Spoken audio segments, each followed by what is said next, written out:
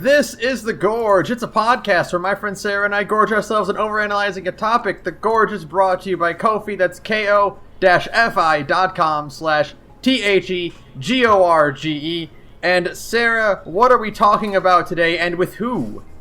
Hey, this week we're talking about Fire Emblem Three Houses for the Nintendo Switch, and we are joined by fellow big gay nerd Saturn from I was gonna say friend of the pod, but then I was like, does it count to say friend of the pod if I'm actually on the other podcast with you? I don't know.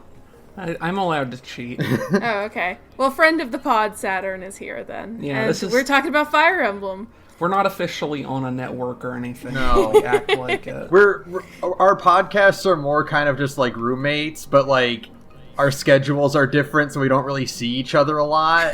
The perfect roommate. No. Like, and sometimes they come back from Big Gay Nerds and they just see the Gorge on the couch eating pizza, watching a questionable movie, and I'm just like, all right, that's your right. Yeah. You live here too. You live too. As long as that check comes in every month. You're allowed to do something like just sit around and watch terrible, terrible Dragon Ball Z movies. It's fine. God.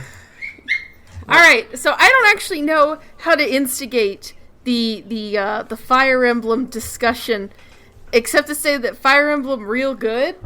Question mark? Is real good. So, Saturn, how much experience with the Fire Emblem franchise have you had? I used to have a lot of secondhand experience, but aside from that, I have a good amount of experience with, like, the, Awakening and post-Awakening games. I think I did, like, 2 Awakening playthroughs, did Conquest, and Birthright, and some of Revelations, and then I played through this one, 2.5 times. Yeah. Wow. So yeah, I've got some experience with the series. At least recently, anyway. I played Sacred Stones in high school, twice, and then I did Awakening 3 times. So, I did Awakening 3 times, and then this one 1.5 times. I have never played a single Fire Emblem in my life, and it was a learning experience the whole way through. Oh, wow. I didn't know that. Yeah, I've never played a Fire Emblem ever. I know nothing about the Fire Emblems except for what I have, gleaned from secondhand information from other people. And I'm also, dumb as shit, so for the first 25 hours of this game, I was just real bad at it. And then, something clicked, and I was like, oh! I get it now. And now I'm not, bad at it anymore, so, I think what I will say from my prior experience with the more recent ones is that there are some balance changes in this one that I think are big improvements, i.e. the removal of the formal weapons triangle. Mm-hmm. I abominate the weapons triangle with my life because I just don't like it. I'm not a big fan of it. Mm-hmm. And they re-implement it kind of through the skills and what all, but, removing that did a lot for my enjoyment of the actual strategy part of the game. Right. I think, I agree with that, but I think there's a lot that this game does. This is definitely, their most ambitious Fire Emblem. This is 3 full-fledged campaigns with wildly different stories, depending on which one you pick. Each one clocking in at, about 100 hours. Well, I didn't spend that long on my runs, which might be part of why I finished a bunch. But yeah, they're all very long, and even though the first half of it or first 2/3 or whatever long is all basically the same, it's still even if you just count the first half to 2/3 and then 3 to 4 separate mini routes, it's still the biggest Fire Emblem game, no question. Go ahead. I was gonna say they did a lot, and some of it I really like, and there's a lot of quality of life stuff in this, and then there's some parts that I don't feel like they went far enough with. Yeah, I kind of have the same problem, and I'm just gonna call it, I guess, for me, the Breath of the Wild effect, where it's I first play the game, and I'm like, oh, fuck yeah, this game rules. And then I have time to ruminate on it, and it's okay, I have some problems with it. I'm not sure how much I really like it. And I eventually kind of come back and settle on, I really like this game, but with some qualifiers. Yeah. And that's where I'm very much at with Fire Emblem Three Houses vis-a-vis, like, the things it does really well. And some of the stuff it stumbles with pretty hard in a way that's, like, disappointing. But like the as much as I enjoy the game, the sameness of the first half, now that I've actually managed to complete 2 runs of part 1, is pretty insufferable. oh yeah, it's the pits. Mm-hmm. It is.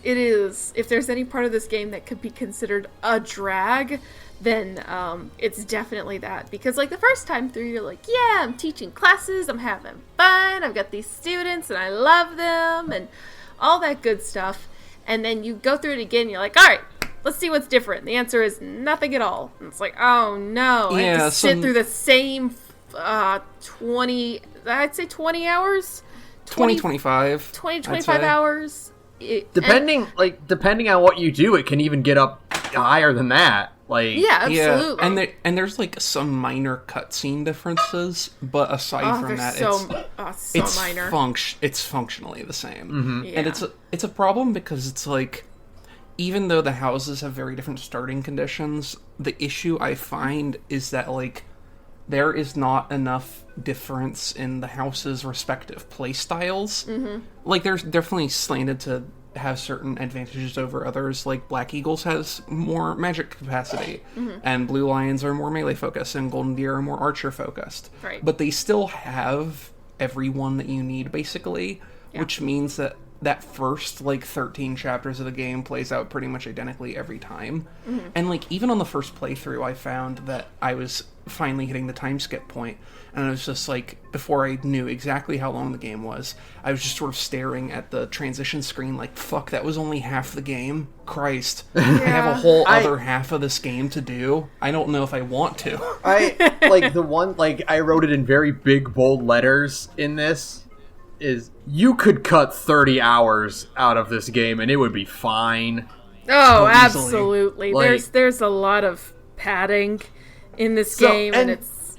The thing about it is, I was thinking about this, like, especially compared to Awakening is the best example, because Awakening, like, also had a lot of... Because most Fire Emblems before Awakening didn't have a way to grind. Like, it was chapter to chapter, right?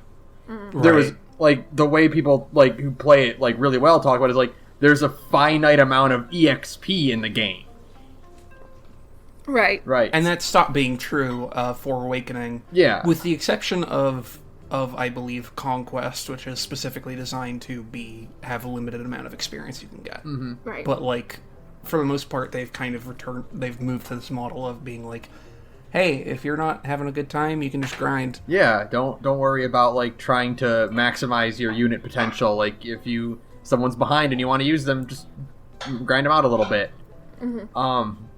But I think like the week to week scheduling for this, while is a really novel idea, I don't want to see it again. Yeah, I can see that. There's a lot of things with because this is very clearly supposed to be like not to get too deep into the non-gameplay stuff immediately, but this is basically someone saw Persona and it's like, can we do this but Fire Emblem? Right. And I think certain aspects of that translate really well. And then there's the supports are incredible, and I think they're in a lot of ways an improvement over the classic Persona style system. Also over Fire Emblem in general, like, these are some of the best characters the game series has had.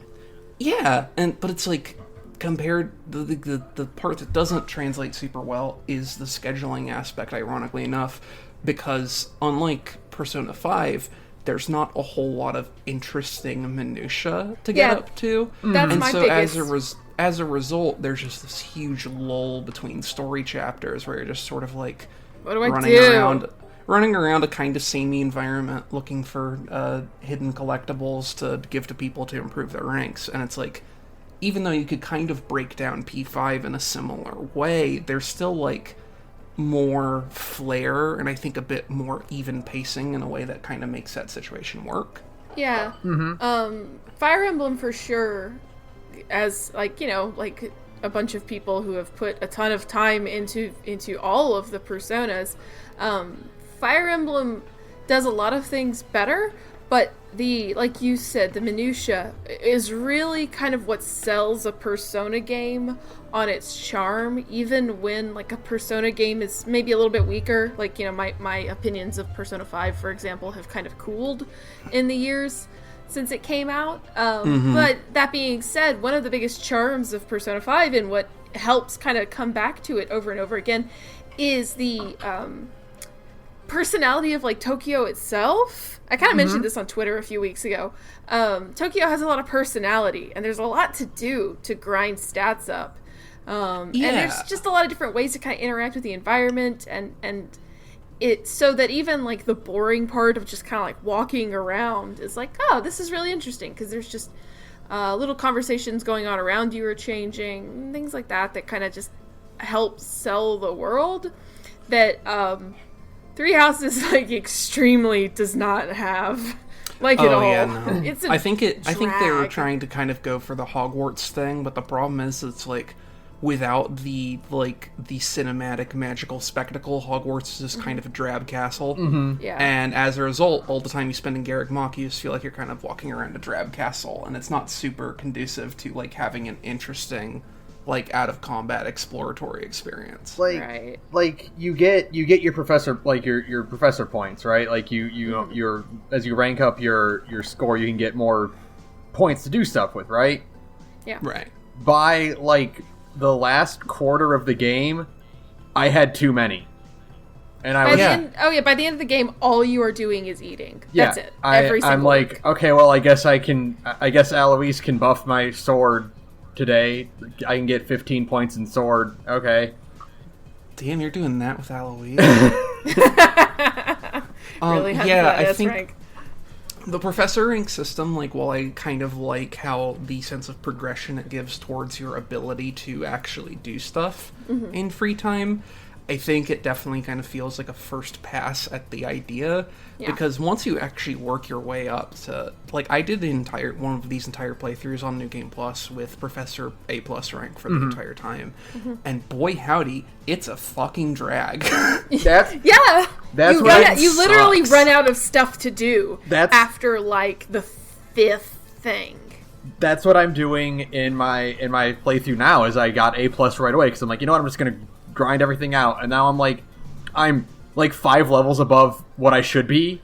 The game is a breeze, and I'm because the problem isn't just like during the exploratory phases are artificially long. It's also, hey, whenever you pick battle for a turn, you get to do 3 in one turn, and it's like, you don't want to not do all 3, right? Because then you feel like you're wasting the week. So you do all 3, and then as a result of this, my second playthrough, despite knowing what I was doing, took me like an entire 15 hours longer than my first playthrough. Yeah, I think the big difference is that because Fire Emblem is weekly, and it's like, pick one big thing to do. Like, are you going to do 3 battles today? Are you going to spend an hour wandering around the monastery, deciding who you want to take out to lunch? Do you want to, and clearing out all your supports and like weapon grinding? Or do you want to skip this week and do a lecture? And it's like, the difference is that since Persona is like daily, you don't feel that like huge decision of what you want to do. It's like spread out more evenly. Yeah. Yeah, and I think that's also part of what works about especially Persona 5. And to a lesser extent, I think P4 and P3, but Persona 5 is a lot better at nailing this balance, where when you have to do your story content, like, you're not expected to bump it out all in one day.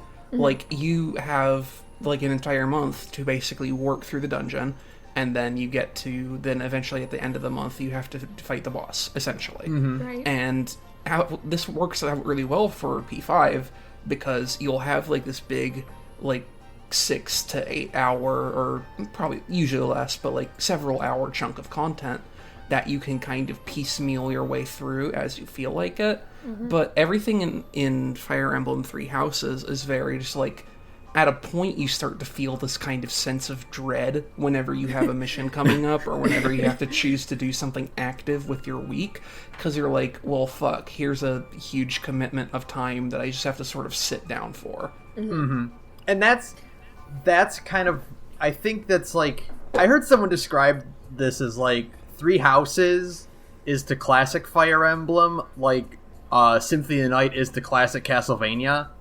Like, yeah, I can see that. This is a different genre now. Like, Yeah. Three Houses is not like a sequel. It's like it's the evolutionary step, you know? Like Link's Away, or like Link to the Past to Ocarina of Time, you know? Yeah. Yeah, and I feel like I should clarify, because I think we've been kind of harshing on it a little bit to start with. I'm cool with that as a direction. I just hope they nail the new stuff, because so far it's like, some of it's like, okay, this is an interesting twist in the formula, but it doesn't hold up once the novelty's worn off. Right. The pacing especially, it's so wonky. It just feels so like, okay, here is like tons and tons of downtime, and then suddenly story, and then tons and tons of downtime. It doesn't feel like a gradual progression the way, like, I mean, we keep referencing back to Persona, but there's a reason for that. It's because this game is trying to be a Persona. Very explicitly, if you look at the counts of the amount of crests there are, and the ways with which they, in some cases, very clearly just directly align with the major arcana. Like, it's supposed to be a Persona game. And to reiterate, like, we're saying all this stuff about the pacing and stuff. I want to clarify, I've put 140 hours into this game, and I'm on my second playthrough, and I'm not done yet.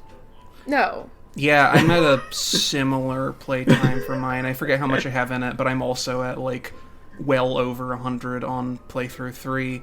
But, and it's like, I think my big issue is that it's like, despite the overarching change to pacing with the sort of week-by-week structure, ultimately it's still basically a chapter-by-chapter game like the older Fire Emblems are. Right. Because ultimately, at the end of the day, you have a mission that you have to do all at once, and then after that, the plot advances, and you go to the next chapter. And it's just like, it's that, but with more forced filler in between. And so it's one of those things where I really like the idea of the pacing, but I'm not convinced they've managed yet to fully adapt the Fire Emblem kind of core gameplay loop to match that pacing. Right. I think I know the DLC is adding more stuff to do in the monastery. And so I'm sure, like, you know, they're obviously aware of, like, the lack of things to keep your interest between missions. Yeah. I feel like if they are going to, like, considering this is kind of like their apology for, like, Fates. Like... Yeah, it definitely feels kind of like more like, I don't even know how to describe it. More... like taking elements from Fates and improving on them. I wouldn't necessarily even say it's an apology, because I mean, like, the concept of multiple games was done by Fates. Like, yeah, and I think for what it's worth, like, Fates gets a bad rep for a lot of, like, really understandable reasons, but at the end of the day, like, it was still basically a good game, and it still was basically successful.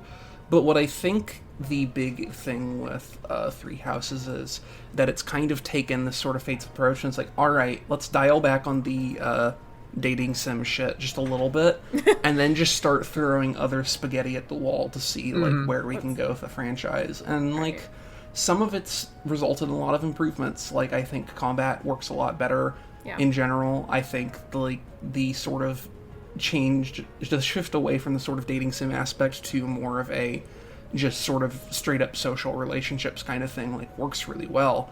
But then we have stuff that very clearly doesn't. Like, hey, spend a bunch of time in this boring environment without really any meaningful or flavorful actions that happen.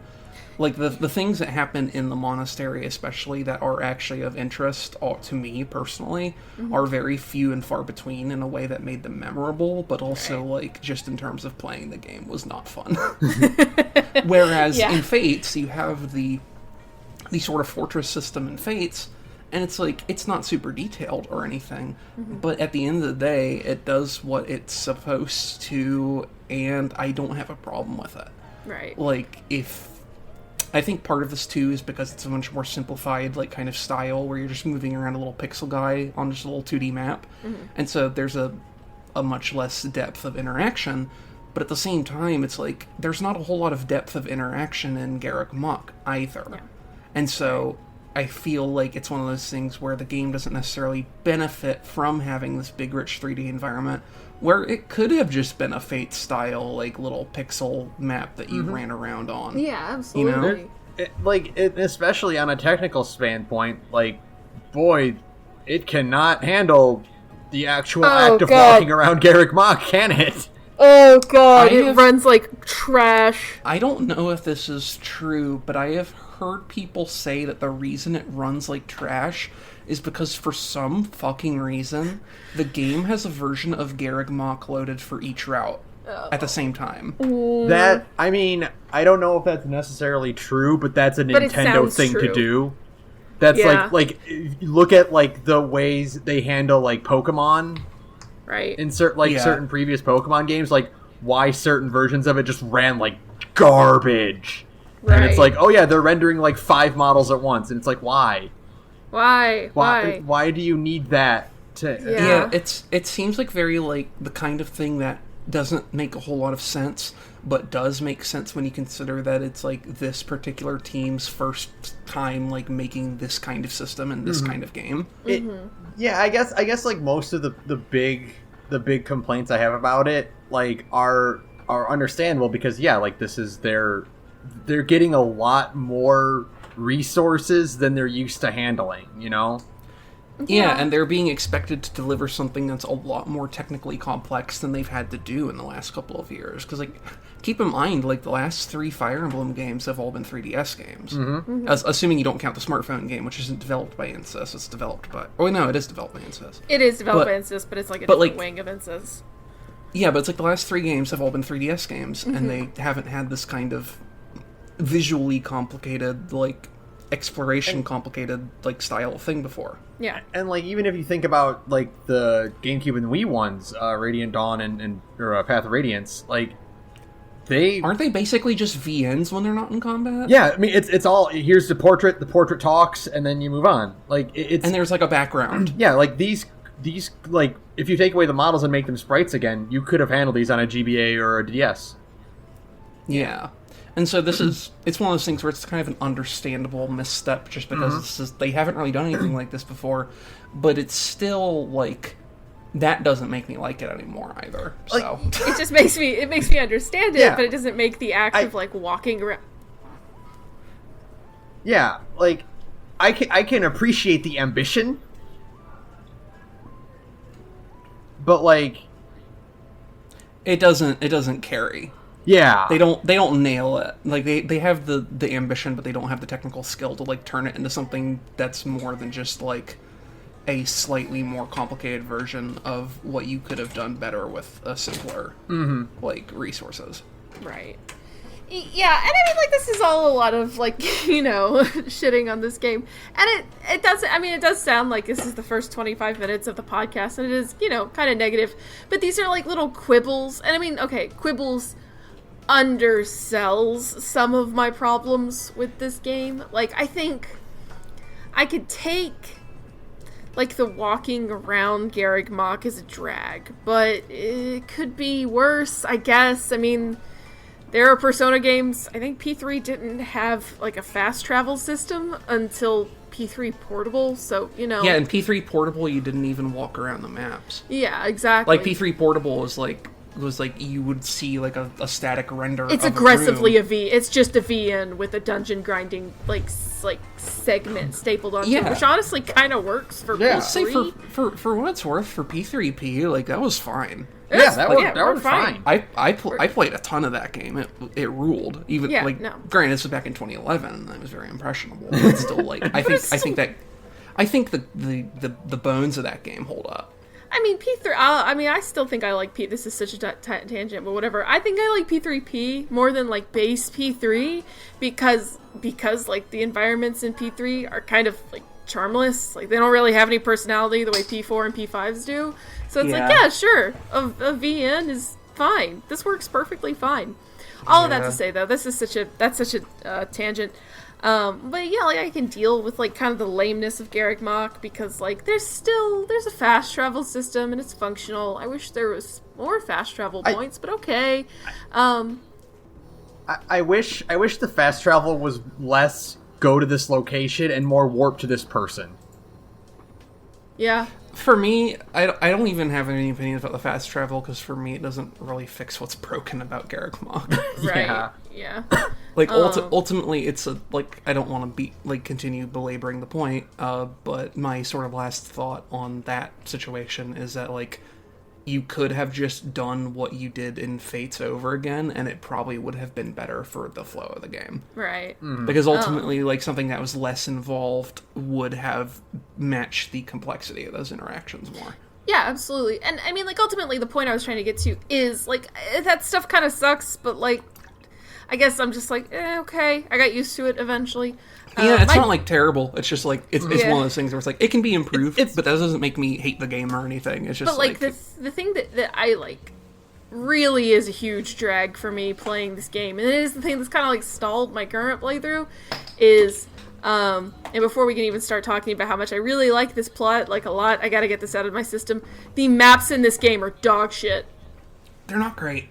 They're bad. I mean, they're bad. I've seen worse. I've seen a lot better, but I have seen worse. Yeah, maybe it's just because I don't have any, like, experience with Fire Emblem, but just, like, playing these... so many of them are so... I was so bored with some of them, where it's just, like, just point your dude over there and make him go punch a dude, and it's, like, there's no, like, complexity or, like, ways to kind of use the environment to your advantage, but there's, like, a handful. So it's, like, I know that it's possible, because there's a handful of maps that do let you do that, like, defending or attacking Garrick Mach at the end of the part 1. Like, there are really good maps like that have a lot of kind of, like, nuance and, like, little corners and interesting ways you can kind of orient troops. But, I mean, a lot of these maps are just, like, move forward and... You know. There's a twofold problem here. Right. The first one is that because this game is designed to have lots of, like, replayable / semi-procedural missions, a lot of the maps are just super generic on purpose. Yeah. And it's wicked boring and sucks. Yeah. The other part of this, and this is a complaint I saw, like, very early after the game came out, and that I think holds really true in my experience, is that I think the team has prioritized away from doing especially complicated maps in this one, because part of the problem with the later game Fire Emblem maps, and that this is something that you can even run into, is that you might have a very complicated designed map with lots of important tactical advantages and everything, but the existence of the warp spell just kind of means you can ignore it. Right, yeah, it kind of, like, obliterates those more complex maps. Like, the super meta people, like, don't interact with map mechanics, like, at all. Like, you will just straight up, just, like, teleport someone past obstacles and straight to the final boss. Yeah, but and this is, like... It's a reflection of an experience that I had with Conquest, actually, where I've told you about this before. Yes. But there's a very late game Conquest map where you basically have to siege a castle, and you have to, like, climb the castle walls to get to the boss at the top of them. Right. And I couldn't fight my way through that, because Conquest is hard, and, like, all my units sucked, and if I tried to do it legitimately, I would just get creamed before I was even halfway up the thing. Right. And what I ended up doing is pairing one of my units to a Pegasus Knight and just flying them straight to the boss, ignoring the entire map. Right. That's... Okay, so... The last map of Awakening, I had a very similar problem, where I would throw myself at that, like, countless times. Just like, okay, I want to get, like, I need to tank this first round so I can move everyone up to get near the boss. And then I did that so many times, and eventually I'm just like, alright, Crom and Lucina get on a Pegasus Knight and get there in one turn and kill the boss in one round. Okay. The end. Yeah.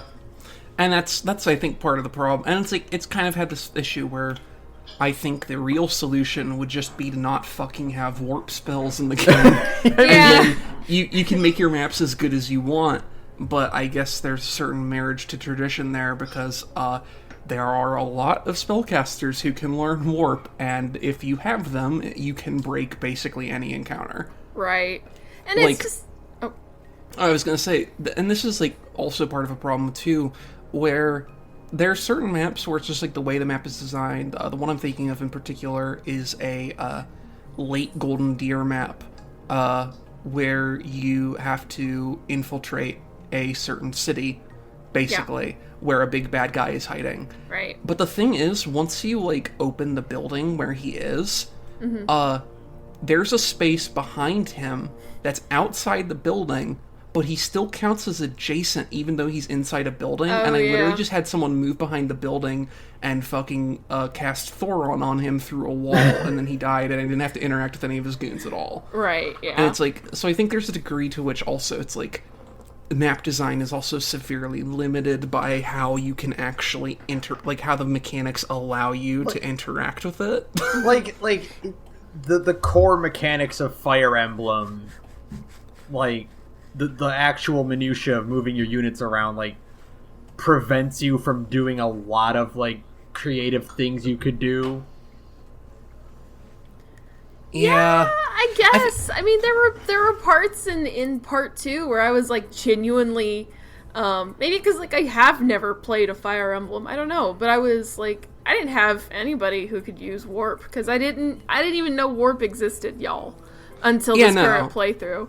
And like, I was having a pretty good time with some of those maps where I'm just, like, you know, maneuvering units through alleyways and stuff like that. And I mean, maybe the solution is, like, more self-imposed challenges, but of course, obviously, Insys has limited resources and they're only human, and they can't really design around both aspects of play. But yeah, and I was gonna say, that actually tangents into another one of my it's a thing I like about Fire Emblem, but it's also a problem I have with the game, which is, like, at the end of the day, Fire Emblem's strategy is pretty simple. And, like, once you kind of get the feel for what it expects of you, you can kind of, like, you can work your way through basically any encounter. Right. And part of the problem with this is that, like, because the intended way to play the game is that you do, like, hard mode permadeath and that you don't let any of your characters die.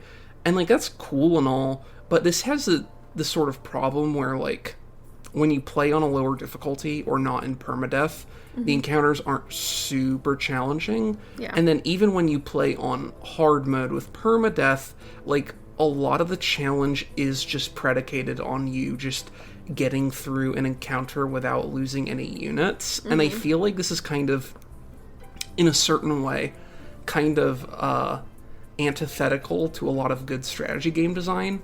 Because ultimately, like, a lot of interesting strategy games have this concept where it's like, even if you're going to be successful, combat can have a cost. Right. And sometimes being successful isn't worth it.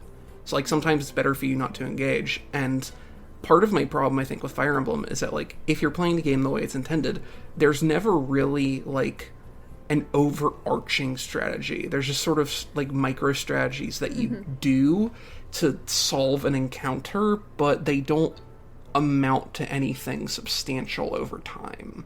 Yeah, and that's definitely a problem I had, or that I was learning as I played through, is that it was like I was like, oh, well, I can split the team and have them go off on different ways and kind of meet in the middle, and it's like, that's how you solve basically every map. Yeah. It's like how you solve every map, and then, like, sometimes it's like, I could do that, or I could just, like, send them right up the middle and don't split them at all, and that would also probably solve the map, you know? Yeah, sometimes you can just press auto battle charge for 12 consecutive times and then be done. Yeah, that's actually the best way to grind in this game, is to just go to the grinding maps and hit auto battle charge, and congratulations, you've just solved the map in 3 rounds is usually what the computer gets it down to. I think the longest I've ever had the computer run it is 4 rounds, and sometimes it's like 2 or 1.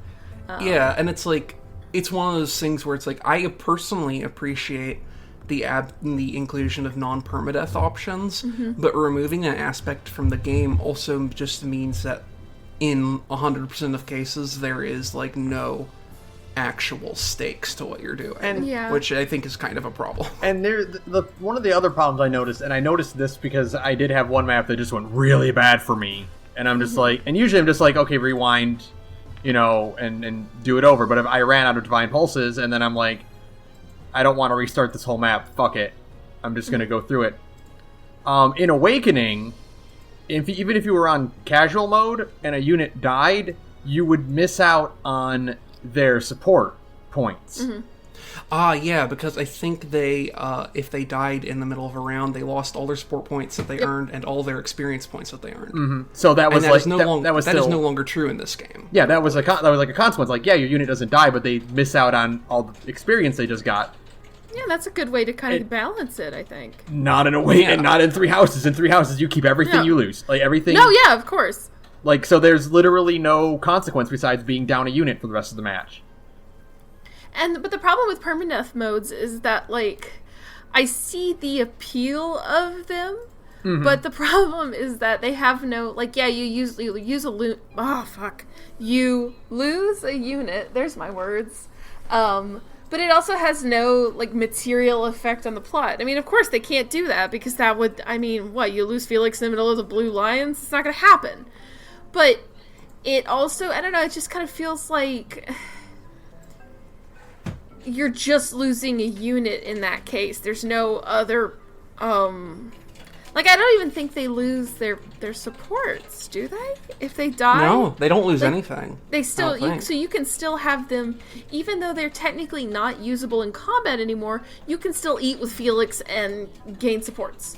You know? Maybe. Right. I don't know. I think that stops in the time... Oh, no, you know what? No, they are... I think they are dead. And I think but they still have to show up in cutscenes and stuff. Not all of them. Some of them. That's a Fire Emblem thing too. Like, there's a lot of characters that are plot important that just get crippled, right? And then they can't fight anymore. I was gonna say that's how they've solved it in prior games. Just like, oh no, you let Chrom die. Well, he's still around. He just can't fight because he's like maimed. Yeah. Right. So like there's like units like Felix and stuff like that. Like, they'll probably stick around still, but. There's a lot of units in the game that only have like 1 or 2 lines of dialogue in a group thing that it's like, yeah, I'm also here and I'll fight for you, and you can just cut those lines out because they're dead. Right. Yeah, I mean, I guess that makes sense. I don't know. It's just like it feels such a damned if you do, damned if you don't situation, and I think part of it does come from the fact that, like you said, even if you played on casual mode, there's still no consequences for losing anybody, so the difficulty is basically non-existent. Like this even on like the harder difficulties, I know it's really not that hard. Like, yeah, you could play it on hardcore or whatever. It's classic mode is the word. You could play it on hard classic, and like, yeah, I guess if you're really looking for challenge, you're just doing maddening. But maddening is not really the same thing as challenge either. Like, we were just talking about Fallout 4, which is, I guess, why it popped into my head. It's the Fallout 4 higher level difficulties problem, where it's not that the enemies become smarter, it's just that they become tankier. Yeah. It's not fun. Yeah, and it's like certain games do this well. Like, one of the things that's always about Halo, that was like classic about Halo, is that difficulty modifiers don't actually make enemies smarter, unlike the way it claims. The only thing that happens is, since enemies take less damage, like, they can cycle through more of their AI routines and thus seem smarter. But like, Fallout obviously doesn't have that because there's barely functioning AI. And Fire Emblem, like, difficulty in Fire Emblem has always kind of had this problem of, like, you can play on harder difficulties, but it's really just an exercise in how willing are you to, like, play defensively and try your best to figure out, like, what specific arrangement of coin tosses will win you this battle. Yeah. So, I mean, this is a lot of dumping on a game that I have already put, like, a truly absurd amount of hours into, because I do... I think we were like this with P5 too, though, where hey, we love this game, but we're going to talk about all the things we don't like about it because we care enough about this game that we've thought about it this much. Right. and I think it's good to get all the bad stuff out of the way first, you know? Yeah. And then we can you can just spend, like, an hour just going, like, about all the stuff you love, yeah. I think, okay, so, like, I do have a few more nitpicks about it, though. Right. One, I kind of wish you could turn off the, enemy prediction thing.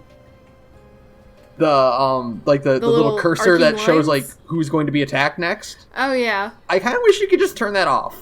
Because that's new in 3 houses, and, like, I appreciate it being there. Yeah. But I'm also kind of like, I kind of miss the thrill of like, are they going to go for this unit or this unit? Yeah. It's one of those things that I think is a quality of life improvement in the vein of Divine Pulses for people who are actually going to play the super hard modes. It takes the guesswork out of knowing whether or not your placement is going to draw aggro the way you want it to. But in the lower difficulties, it just sort of makes your job incredibly easy. Yeah. Right, yeah. It's just kind of like, as long as you stick someone far enough onto the field, then you know for a fact that all those little lines are going to point to them, and they can just kind of like, grind their way through all these enemies. Yeah, because the most that you had in prior games, even with Awakening, is the most you'd have is you'd just be able to see the range of movement and attack on an enemy. Yeah. The purple field, yeah. Yeah, but the actual thing where it arcs to show you, alright, this enemy's going to attack this unit is completely new, and I definitely have had some moments in this game where I sort of will tinker with the units to manipulate that in just the perfect way that that no one gets knocked out and also I kill everyone. Alright. I do love the moment in the game where you're like, alright, Lysithea, get in there, and then you just see 8 cursors go on her, and you're like, alright, Lysithea, back off. Well, that's because we know Lysithea is a fucking beast tier god killer. Lysithea is Lord tier. It's actually kind of insane because it's yeah, of course, all 3 of the lords have to be monsters, super busted. Yeah, they have to be super busted because at the end of the day, those are the 3 characters who have to make it to the end with you. So yeah, they have to be busted because they're main characters. And then there's Lysithea. And then there's Lysithea, who's just like a support character, and it's just here you go. It's insane. Yeah, I had a fun thing at the end of my Golden Deer route where Lysithea had both the Thyrsus staff, or Thyrsus staff, and then also was a mortal savant. So, and on top of being having insane magic range and also being the best spellcaster in the game, you can also give her Thunderbrand. Well, that not only that, but she had infantry tier movement speed. And then I had given her a speed wing earlier in the game, so she had a movement speed of 7, and she had a magic range of 5. God. I think my favorite, that reminds me of my favorite thing I ever did in Awakening was, for the sheer hell of it, I gave a bunch of speed wings to my general. Oh god. And just had this tank have a movement of 6 or 7. I wish you could get multiple in this game, because it's oh my god, if I could make Hilda an armored knight or whatever, or with tower knight, moves. and just throw 5 speed wings on her, so she gets cavalry movement.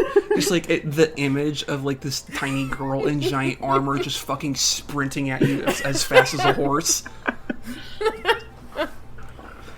This is how you get Hilda to transform into the secret Gundam class. Alright, Hilda, now you're an Autobot. Go at it. Roll out, literally. That's actually the animation. She curls up into a giant armored bull and just starts rolling at the enemy. Yeah, it's for all my quibbles I do, and I mean, this is my first time ever playing this game, and there are certain elements of it I just really enjoy. I have discovered the joy of just rolling through fields and fields of enemies like an unstoppable death god. It's a lot of fun, actually, when you just kind of demolish your way through the game. I wish there were more units. That's what I think I wish, more so than anything, is that there were just more units on the field, because I kind of love the pain, but I don't like throwing myself against just things that just soak damage. I don't like that. I like Muso games. Yeah. But I don't want to actually play the Fire Emblem Muso game. I also just kind of wish there was more unit variety. Oh yeah. I think if I have a specific gripe with this game compared to the earlier Fire Emblems, I really don't like how the majority of the top tier classes are just cavalry classes or flyer classes. Oh yeah, the biggest complaint I have, the one I have this complaint and then one other one, but yeah, the promotion tiers are, I appreciate being able to put anyone into anything, but by the end of it, there's not really a lot of difference. Yeah. Yeah, also, like, I have an issue where certain characters make it very clear what they should be spec'd for. Yeah. And there's obviously a problem. There's two problems here. The first is that, like, you'll have a scenario, especially if you recruit a lot of the kids, where 4 different people will all basically want to grow up to do the same job, Yes. which is kind of boring when you have 4 bow knights, even though bow knights rule, and I love bow knights, but you only need so many of them. The second thing is that there's some characters whose natural inclinations just do not line up with a class at all. Right. Oh, yeah. It's like, what the fuck? Like, what the fuck do you do with Annette? She wants authority and magic, and it's like, I guess you can be a rally caster, but you aren't, like, kitted naturally to do any of the endgame classes, really, because you're not actually that good with faith, so you can't really do Gremory. Yeah, Right. I mean, I threw her at Gremory eventually, just because, like, all right, well, she was been a magic user this whole time, so I feel like if they had taken the advanced class and master class and just fused it together, that would have been fine. Like, if advanced class was the cap, and then, like, you just, like that would, like, because that's how it used to be. You'd get 2 promotions, and if you were a villager, you got 3. Like, and that's... I think the inclusion of the master classes is, like, really absurd, just because, like, there's so few of them, and they're also... Like, there's a lot of characters that they just sort of exclude by the lack of variety. Like, if you are a dude and you use white magic, there's nothing for you. You like, can be you either have to be Byleth, or you have to have been a dancer, and then otherwise your only option is to hope to God you've been practicing your lances and horses in the meantime, so you can be a holy knight. Otherwise, you're fucked. Yeah, there's no priest master class. Yeah, no, like, it's just holy knight, and it's like, why? And it's also just like there are no.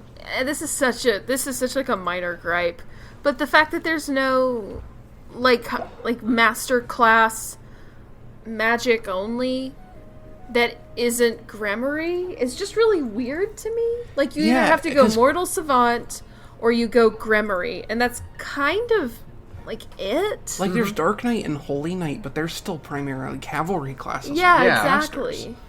And it's like, and Gremory's only available if the character's a woman, so if you're a dude, like, maybe hope that you have swords so you can do Mortal Savant, otherwise, fuck you. Like, right. Part of the, and I guess maybe this is part of, like, instincts from previous Fire Emblems, but, like, Sniper was the end-all, be-all for archer characters. Like, that was, like, it was either Sniper or Bow Knight, and, like, that, like, do you want the range or do you want the movement? And that was your choice, you know? Yeah. I think that makes a lot more sense. Yeah. But I think part of the problem is they have to make it feel like there's... And this is, I guess, a problem that kind of returns to the pacing issue we described before. But the issue with this game being so long is that characters will hit, like, level 40, level 50 by the time you're done with the fucking game. And the normal Fire Emblem class progression doesn't really account for that.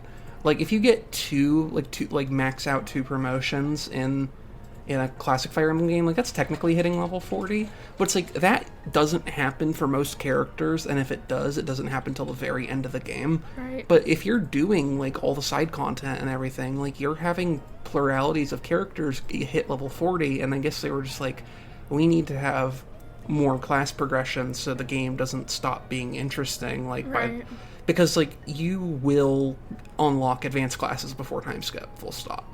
Oh, absolutely. I unlocked a few master classes before time skip in this most recent playthrough. In my Golden Deer playthrough, I managed to get, just by virtue of, and not even grinding for it, just, like, I've been doing very minimal grinding in this run, because grinding is a drag in this game.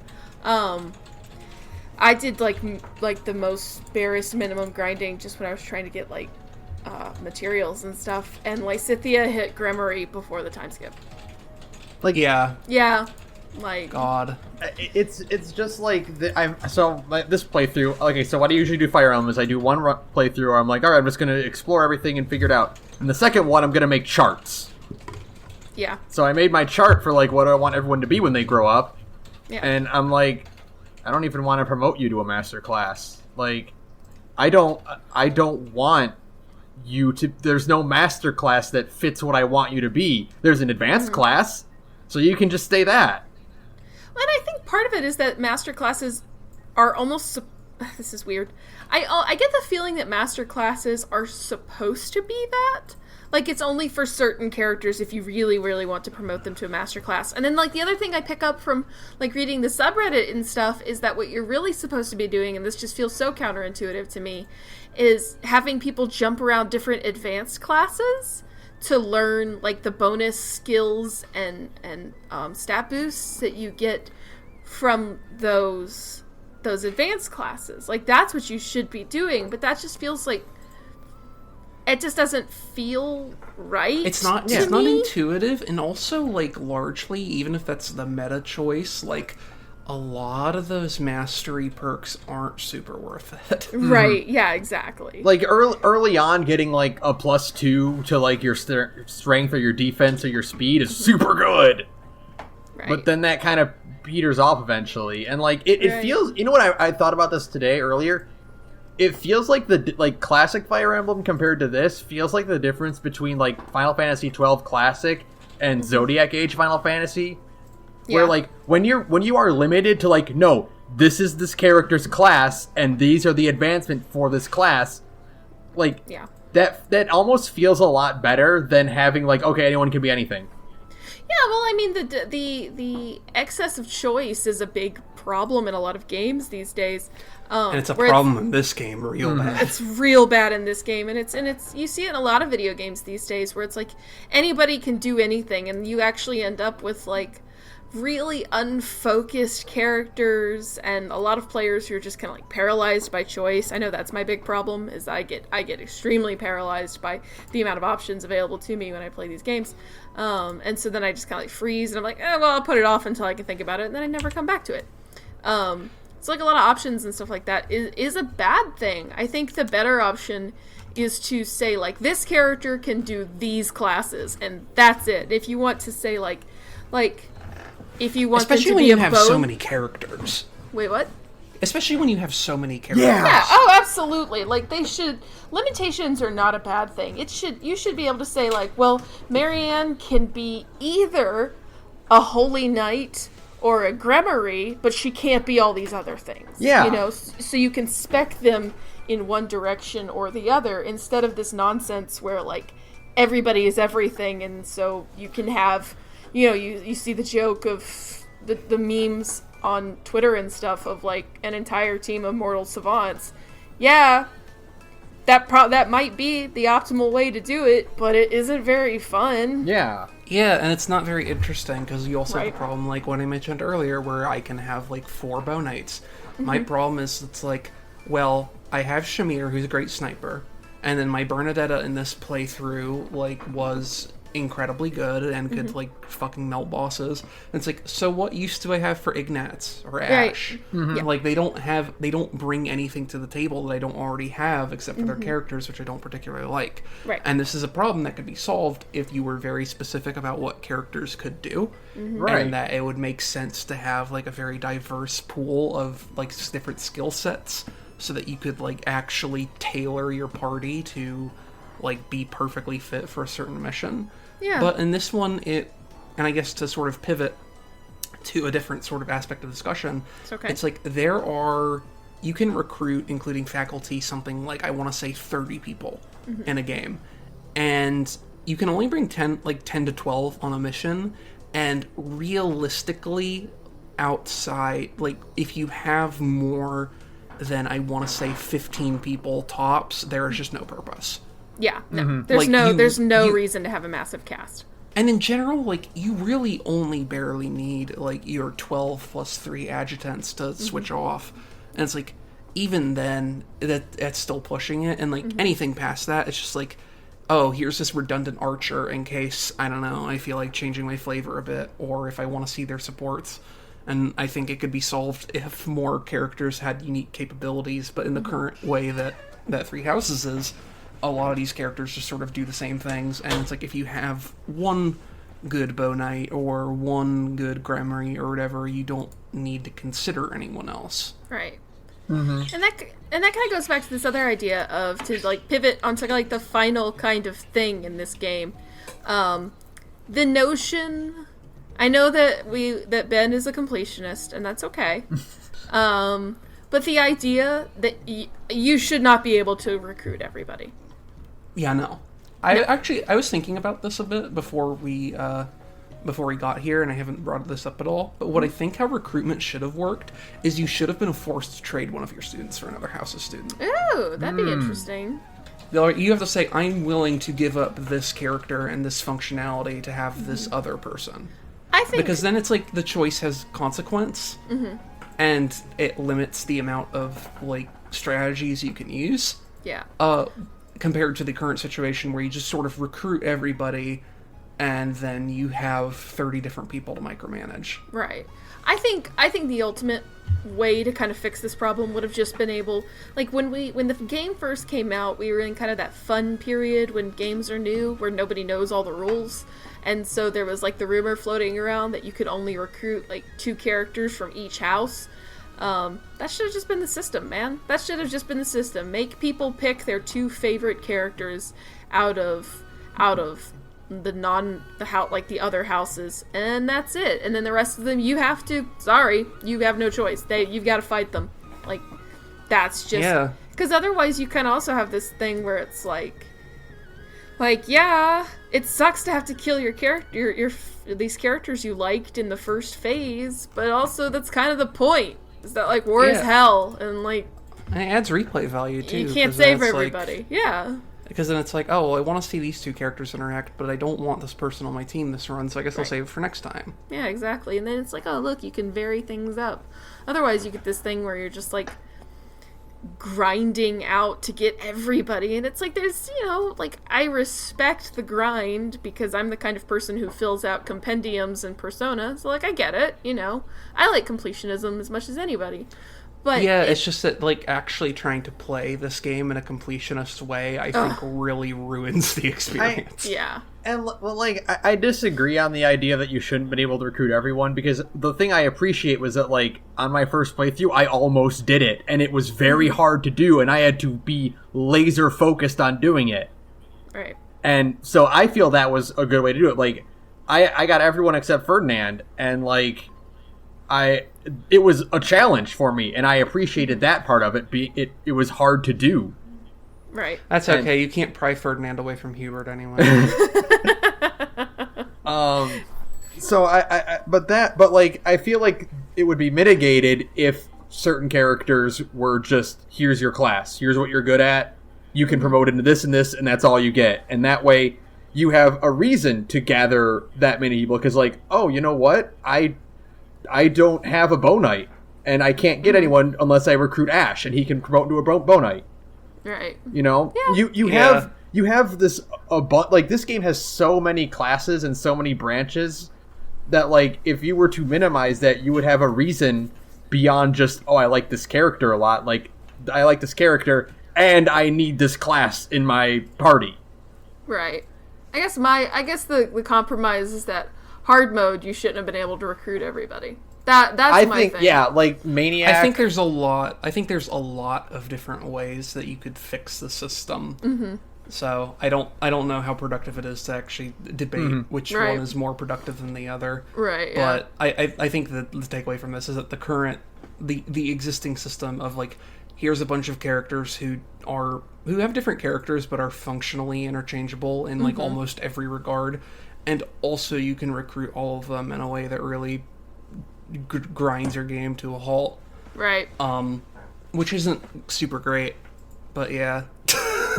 But that being said, have we aired our grievances? I have just one more real quick one.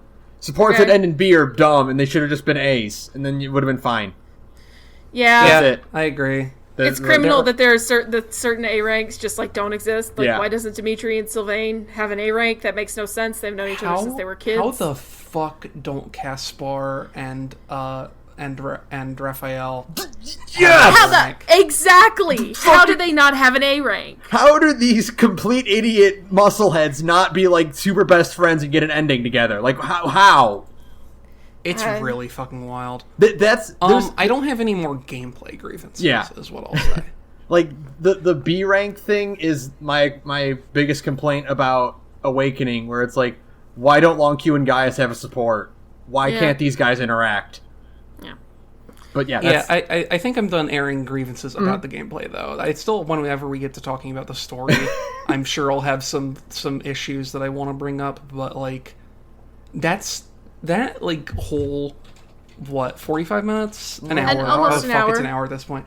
That whole hour of discussion is just, like, is all the things that I find wrong about the game, which is wild considering it's a game I put, like, 140 hours into. Yeah, absolutely, because, like, the thing is that putting all this time into Fire Emblem Three Houses and, like, having all these pretty valid complaints, I would say. We all have pretty valid, beefs with this game. But, like, and even with the fact that the first part is kind of a drag because it is functionally the same every single time with, like, only the minorest of variances. The plot that we do get over the course of 4 routes is really, really good. Like, the world, I'm actually really afraid that the next game will be set in another world. I mean, they kind of almost have to, because that's kind of how Fire Emblem works. They do every time. Yeah. But also, I really don't want to.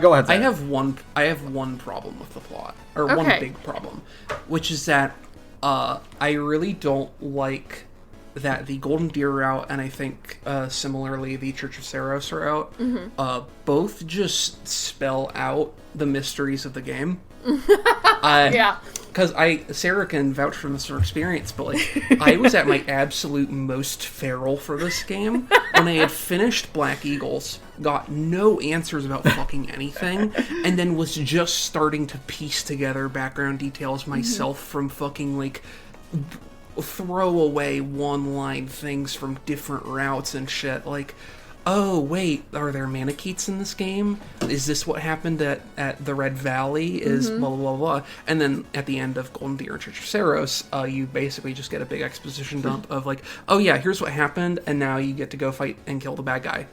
And it's like, and I'm like, oh no, but it was so cool when it was just background shit that you didn't get to learn. But also, Saturn, there is something satisfying in just how right you were. I mean, like, it was pretty fucking spot on. I don't really know how to articulate this in a listenable form podcast, but let me just say that if you have played this and you know about the things that happened at the end of Golden Deer Route, I was able to basically confirm all of that more or less 100% correctly, only from details gleaned from Black Eagle's route and, like, some side quests and supports. Yep. That's good story writing. It's pretty great. Well, that's the thing, is it's great story writing, except for the one where it just tells you explicitly what the deal is and completely just, like, negates all the mystery. Because it's like, at that point, because here's my thing, is, like, I appreciated it when I got there because it was my second playthrough, but if I had done Golden Deer for my first playthrough, all that shit would have been meaningless to me. Golden Deer should have been gated behind, like, a second. It should have been, like, second playthrough or something. Well, that's a thing. Like, I don't have confirmation for this, but I kind of get the sense that, like, and this is just completely spitballing, I think originally this was another conquest where it was just Blue Lions and Black Eagles as, like, your main 2 routes, and then you got Church of Saros route or something after you finished at least one of them where you got all the real answers. Because then it's like Fates, because Fates did that same thing. The problem is make a lot of sense considering how much of the emphasis is put on just the conflict between Black Eagles and Blue Lions and just the main plot. Yeah, because the thing is, you play Golden Deer, and Golden Deer doesn't interface with that conflict hardly at all, and then it explains a bunch of crazy plot shit, which, like, if this was your first route, you probably didn't even know was happening. Right. And that's, so, like, I haven't finished my, like, I'm not even close to finishing my Golden Deer route, like, but, like, I gleaned, like, I read a few things about it, mostly to be like, what's this hype thing people are talking about? Oh, boy! Right. And I was astounded. I guess we're getting into spoiler territory now. Oh yeah, like, this is spoiler time. I just like to formally announce it for listeners, but, like, I'm shocked at how little the Blue Lions give a shit about anything. Oh yeah, Black Eagles is like Blue Lions don't give a shit about fucking any of the mystery shit, and Black Eagles just kind of touch on it. There's not just like route wise. I mean, the characters themselves do not give a fuck. The last mission of Blue Lions, when those who slither in the dark, like their head mages show up, and you defeat them, and Dimitri's like, who are those guys? Oh well, never mind. That's weird. That's hilarious. I haven't actually finished Blue Lions, so I didn't know how that shook out. Oh no, it's super funny too, because on Black Eagles, it's like, so basically, like, you're working with people with those who slither in the dark, ostensibly, right. And it's this weird thing where, like, your final conflicts, like your last 2 chapters, are you square off with Dimitri at the Telltale Plains, and you defeat him, and then you march forward to Firdiad, and then you fight and kill Lady Rhea, and that's it. Yeah. And the thing is, the entire time, Hubert and Edelgard are like, those who slither in the dark, we have to do something about them later. Whoops. And then you beat them, it is literally a post-epilogue, like, and then after that, they went and fought the people, those who slither in the dark for a couple of years, and eventually they kick their ass, and it's super funny. Because I'm gonna get into Golden Deer spoilers here. At the climax of the Golden Deer route, like, you literally find out where their base is, and you fucking go and you storm it and you kick their ass. Yes! Mm-hmm. And it's like, what the fuck? Why is this a route that you can play first? Why is this here in this route when it has so, like, it has materially so little to do with Claude, and even, like, what Claude wants in life? It's weird, because what Claude... And this is, like, another one of my story gripes, is just, like, what Claude wants is fucking open borders, abolish ICE, let's all learn to not see color, etc., etc. Right, go talk to the CEO of racism. And for some reason, they gave him this trait that, like, he wants to solve all the crazy mysteries, because I guess they had to give him something to do since he doesn't care about Edelgard and Dimitri's war. Right. But then as a result, they just kind of give him the Church of Saros route, where he does all the crazy mysteries, and he's like, wow, that's fucked up. Anyway... And, like, Claude, what material investment do you have in this that the game didn't have to invent for you? Like, why are you so fast? And it's like, I like Claude as, like, a character, but as a lord, he is easily the least interesting lord. Yeah, he's the weakest. And bounds. He's the weakest one, because he doesn't have any gray morality. Nope. Like, there's no depth to his character, really. It's just like, hey, I'm a charming, like... I'm a biracial guy technically from another kingdom, and I just want us to have open borders, and it's like, that's it. Yeah. That's his whole character. And then because they didn't know what to do with him with regards to the main conflict, which probably used to just be Blue Lions versus Black Eagles, they just sort of... What I think happens is, I think they just sort of gave him the original third route, and they're just like, fuck it, this works. Mm-hmm. Right. The goddamn battle is called the Battle of Eagle Lion! Yeah, you weren't even there. Yeah, it's really blatant. It's really funny, like, how little they changed to hide the fact that Golden Deer used to not be in the picture. Yeah. Like, I think my favorite detail is actually looking at early concept art for the Black Eagles, and it's like, oh, Edelgard's uniform was, like, red, and the regalia was black. Mm-hmm. And it's like, oh, okay, so this used to be blue versus red, and then you had, like, the black, and then you had black versus white, because it was Church of Saros versus the Agarthans. And it's like, oh, okay, this makes sense. It's a 2v2, but in 2 different, like, axes. Mm-hmm. And then they just kind of made it the primary colors thing. Mm-hmm. Yeah. They made it Sonic, Tails, and Knuckles. But they weren't able to change enough of the core plot to make it fit. So here's the question I've got, and Saturn, you've beaten this game 3 times now, and Sarah, you've done at least this mission twice. I've beaten it twice. And I'm about halfway through. So both of you have done the mission twice, at least in different perspectives. Yes. Why is Claude at the second battle of Eagle Lion?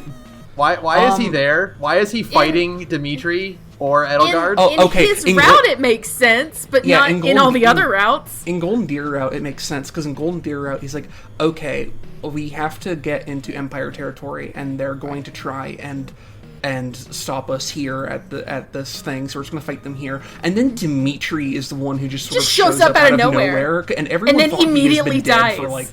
yeah, everyone thought he was dead for the last 5 years, and then he just sort of shows up and is super aggro for no reason, and then he dies like a bitch off screen. Mm-hmm. But like for no reason. Yeah, for no reason. Yeah. For no reason. Like, just because it would be complicated for him to still be in the picture, I right, guess. yeah. And but why is he fighting in Dimitri's route? Like, what? No clue. Literally no clue. Before that, they even talk about how, like, boy, it'd be really good if we could work with Claude to deal with Edelgard. And then later on, you work with Claude. So, like, why were you killing his dudes? Like, It's why? super. None of the routes know what to do with Claude, and it's super funny in Black Eagle's route. Because, like, you have to, basically in Black Eagle's, like, okay, we have to deal with the Alliance first, so that then we can actually, like, be completely fortified enough to actually be able to take on the Kingdom, who have been reinforced by a Church of Saros. Right. Which is why in Black Eagles there's a standstill, whereas before in the other routes, Black Eagles have kind of already taken over everything. Right. But what happens is you fight Dimitri at Deirdre, or not Dimitri, you fight Claude at Deirdre, and you beat him, and you can either kill him, which as far as I know just takes him out of the story because he's dead, or you can spare him, and if you spare him, he's like, alright, cool, I'm gonna go, bye, and then he just leaves anyway. And it's like, okay, here's the thing to me. I can easily see another version of this game where there is no Golden Deer route, and Claude is a character that just gets recruited at Deirdre, right? Like, he just becomes a unit or something. Because, like, there is, like, aggressively a moment in Blue Lions where you go and you save Claude from the Empire, and it's like, oh, so we're gonna have, like, some sort of cool allies thing where, like, Claude and Dimitri are gonna work together, because they're, like, really chubby and friendly, and like... Absolutely not. No, absolutely not. They have, like, an actual conversation where it seems like, oh, well, they're all on the same team, and it makes sense for, like, Claude's long-term vision for him to stick around and make sure that Dimitri wins, because Claude wants to see a unified Floodland to see his own plans through. So, like, why wouldn't he, like, stick around? Well, that's like, the thing. in both routes is that he should just stick around to make sure that Floodland ends up unified. He just sort of leaves, and it's because, like, off-screen, he's just going to become the new king of Elmira. Right. But, like, that never has any consequence in either the Blue Lions or the Black Eagles route, not even in the epilogue.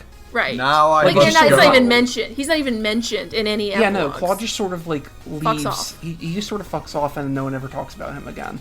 Right. Now I must go. My planet needs me. Needs me. Yeah. Elmira needs me. Claude died back on the way back to Elmira. And then earlier on, it's just whenever Claude isn't on the screen, everyone should be asking, "Where's Claude?" No, but really, that's the question everybody is asking when you get to Gronder as either, well, the second Battle of Eagle and Lion. When you get to, it's like, where is Claude? And then Claude shows up and it's like, why are you here? What do you gain from this? What do you gain from you sending Raphael for me to just, like, viciously murder in my first playthrough? I'll be real with y'all. Claude's, like, chucked Raphael at my front line, and my front line ate him for breakfast. Like, it was Rest sad. in fucking peace, Raphael. Rest in fucking peace. I think realistically, the actual answer is they gave Claude the trait that he's a schemer and that he's a strategist and whatever, so they can have him do just completely batshit dumb fuck crap. And, like, you not question it because he's plotting something secret. When in reality, God, he's, like, the like, least sneaky person ever.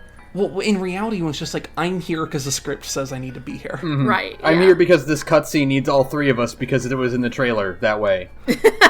I'm here because I read the script. And right. What's it says that I have over to there? be here, Is that and the I don't know why, but you know. It's just so bizarre to me. Like, this game could have just been the two lords, Well, and then you unlock Church of Saros after you do the Here's what I think. You either have to do that, which is you have Blue Lions and Black Eagles, and then you have Church of Saros as the Revelations equivalent. Yeah. Or you do the alternate thing, which is that you do have all three routes, and the Flame Emperor is whoever your house leader was. And the entire back half of the game changes according to that. Right, yeah. But it's like, because I think that also works too, because then it's like you're forced to confront your house leader being kind of a murderous asshole, regardless of which house you pick, and that can have different implications for the different characters. Yeah. But the problem is that it kind of tries to do both. Yeah. And as a result, like, the two different halves of the game don't feel like they support a single cohesive plot. Mm-hmm.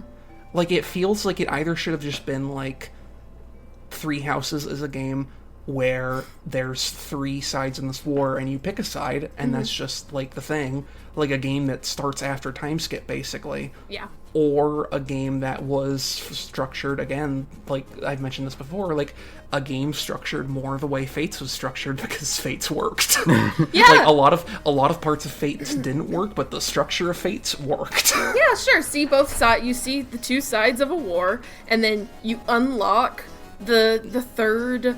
The secret truth. The secret truths, yeah. You know, where you have, choose like... neither side, and you have the petty squabbles. Yeah, and I mean, like, it works, because Rhea is technically the lord, really more so Seteth, but, like, Rhea is the lord of the Church of Saros route, and so you have what basically amounts to either, like, the conflict between two humans, or you're looking at it as, like, Byleth, who is ascended, and you're basically viewing it as the petty squabbles of mortals, and you're just here to bring, like, you know, restore the established order, where you are, like, gods, and you are trying to kind of regain control of what is essentially your holy land, you know? Like, that's it. You're viewing it from either the perspective of two mortals or one immortal, and that kind of works in, like, a thematic way, you know? You've got the two sides of a war, and how both are kind of, technically both are, like, justified in the thing that they do, and who you side with is just kind of, like, where your values lie.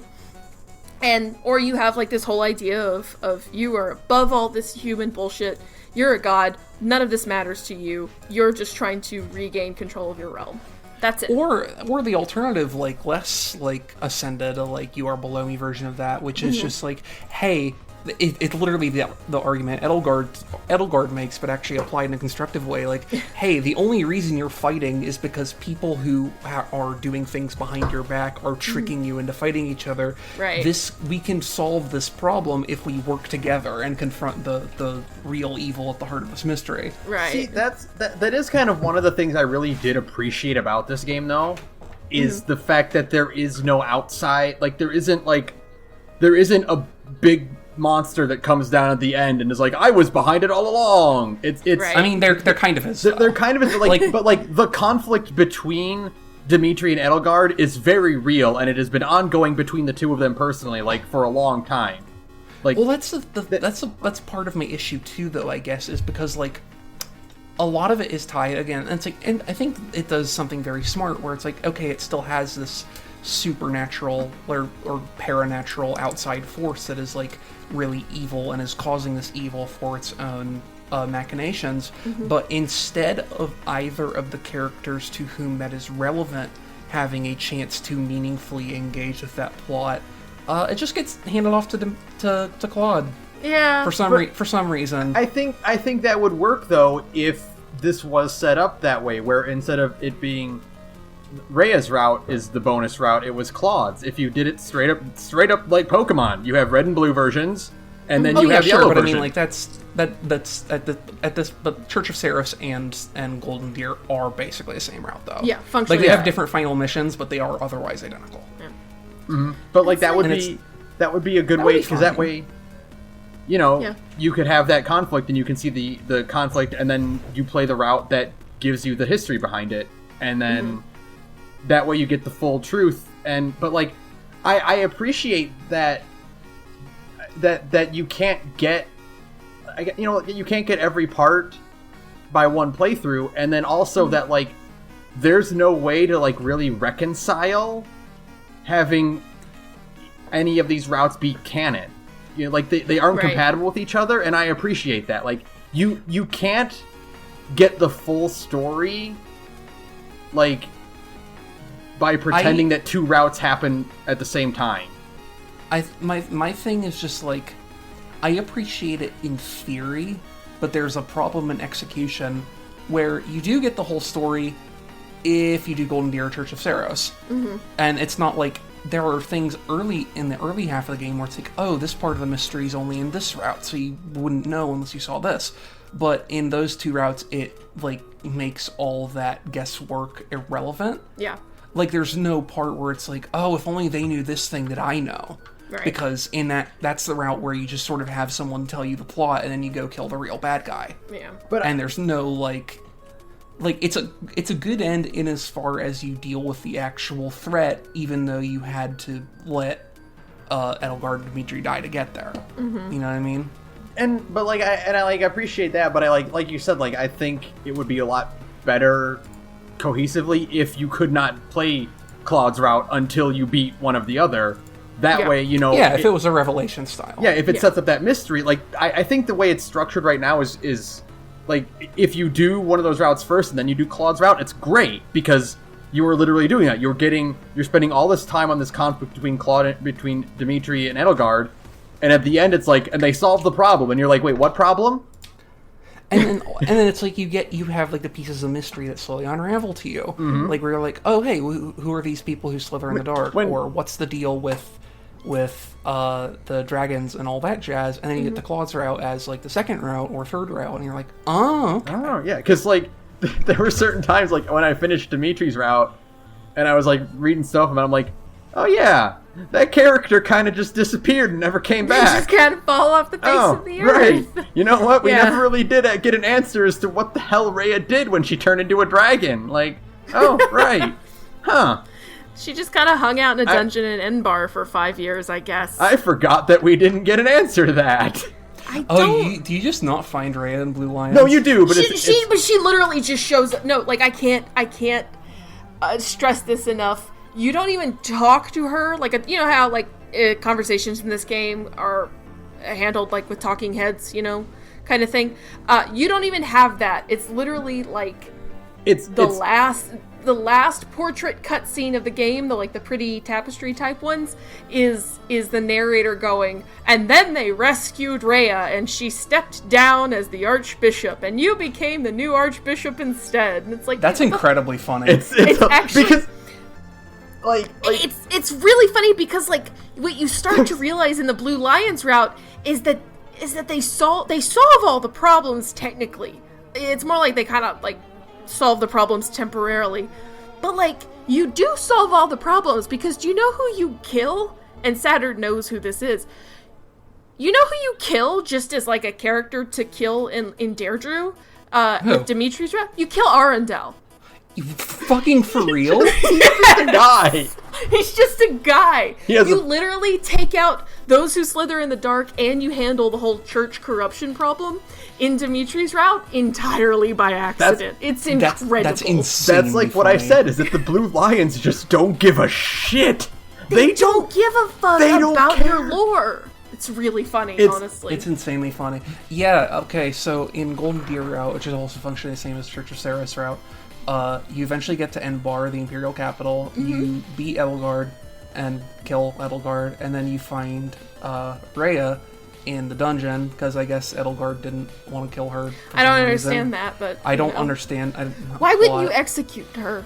The script. Okay. I don't know. The script. Hey, what's that over there? Is that the script? Yeah.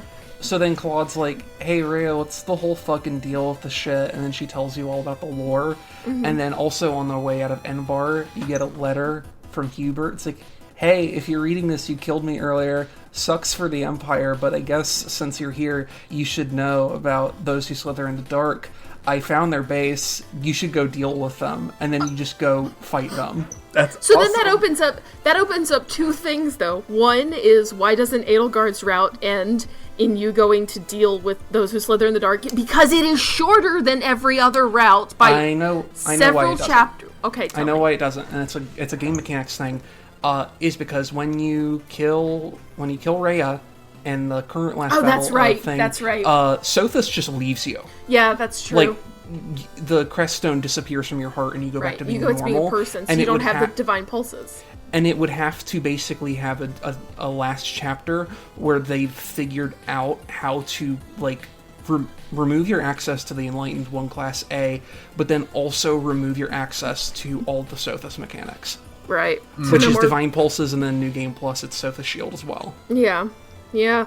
So, like, I get that, but I mean, like, I don't know, I feel like you could have found a way to write around that, because like, as in the state it is now, Edelgard's route is it's like four chapters shorter. Edelgard's route is 18 chapters long. Every other is 22. Every other is 20 to 21, I believe. Yeah, it's 22. At least, I mean, that's how long. Blue Lions is 22. Lions is 22. I think Church is only 20 though. Okay. Yeah, Church is only 20. Blue Lions and Golden Deer are both the same length. Okay. And then Edelgard's is either 18 or 19. And it's like, you could have easily have found a way to write around. I mean, any kind of ass pull will do. Mm-hmm. Just because, like, for now, like, Edelgard's route ends in such an abrupt, like, well, they got them eventually, but then you find out in other routes, it's like, so what, Hubert knew where they were, and they didn't just go deal with them? I wonder... Well, here's the thing. There is actually an explanation for why Hubert knew where they were in Golden Deer, and it's that, because it's the crucial difference between Golden Deer and Blue Lions, which is when you take I forget what it's called, but the fort in Empire Space. Mercius. Mercius. In Blue Lions, you sort of take it and kill the Death Knight, and that's it. Oh, yeah, that's right. In Golden Deer, you beat the Death Knight, and then he, like, kind of like, haha, you can't get me, and runs away. And as you're chasing him, those who slither in the dark fucking nuke it. Yeah, they burn it. And so the reason Hubert gives for why he knows it is because since he was just sort of watching that battle, like, anyway, he was actually able to trace the source of the launch, essentially. Okay. Or the source of the magic that they used, or whatever it is, however it is he phrased it. But doesn't Mercius get nuked?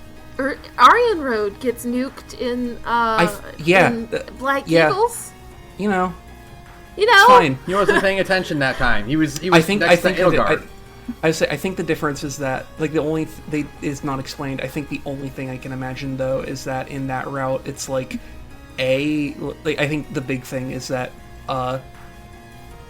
he is actually attacking Arianrod instead of, like, actively monitoring it. Right. Mm-hmm. He's too close to see where they were coming from. Yeah. Or, like, he didn't have the time to set up what he needed to set up, or something like that. That makes tracks, though. I mean, it tracks, but at the same time, it's like... You have to kind of... It's a plot hole, for sure. It's a stretch, and it's just kind of like one of those things where it's like, you know, Edelgard... I like Edelgard. I mean, obviously, she's not my favorite lord. Clearly. Yeah, I know your favorite. If you've looked at my Twitter lately, I'm pretty fucking biased. I think you really like Claude. Yeah, I think... I like one dragon lady and one one-eyed troubled bastard, and that's it. Your favorite character is Leone, right? Yeah. Oh, we'll talk Leone. It's still just kind of like, if you are a big fan of Edelgard, then you kind of feel a little robbed by the end of Black Eagles. It's like, oh, it's over, and there could be more. But it's also like, if you can chop off 4 chapters from Black Eagles and everything is still kind of the same, it's like, maybe this game is a little bloated. Like you're talking like, oh, she only gets 18 chapters, and I'm like, boy, that would be kind of nice for Dimitri's route when I play it again. Hey, you know what Edelgard's route does? Like, one of the things, like, hey, you know, Edelgard's route doesn't have to do that every other route has to do. Edelgard's route doesn't have to clear the bandits out of Garreg Mach. Oh, that's true. Because the Empire already controls Garreg Mach, so you just don't have that mission at all. Like, I like that map, though. Yeah, it's a cool map, but yeah. it's also like part of the challenge of what I think is the challenge of the Black Eagles route, which is that, like, you don't get that opportunity to get extra experience. You don't get any of the loot from that map. Yeah. And there's other things like that too, where it's like that route being shorter means that by the time you get to that final map, like, you have way less preparation than you do on the other routes. So there's something cool there.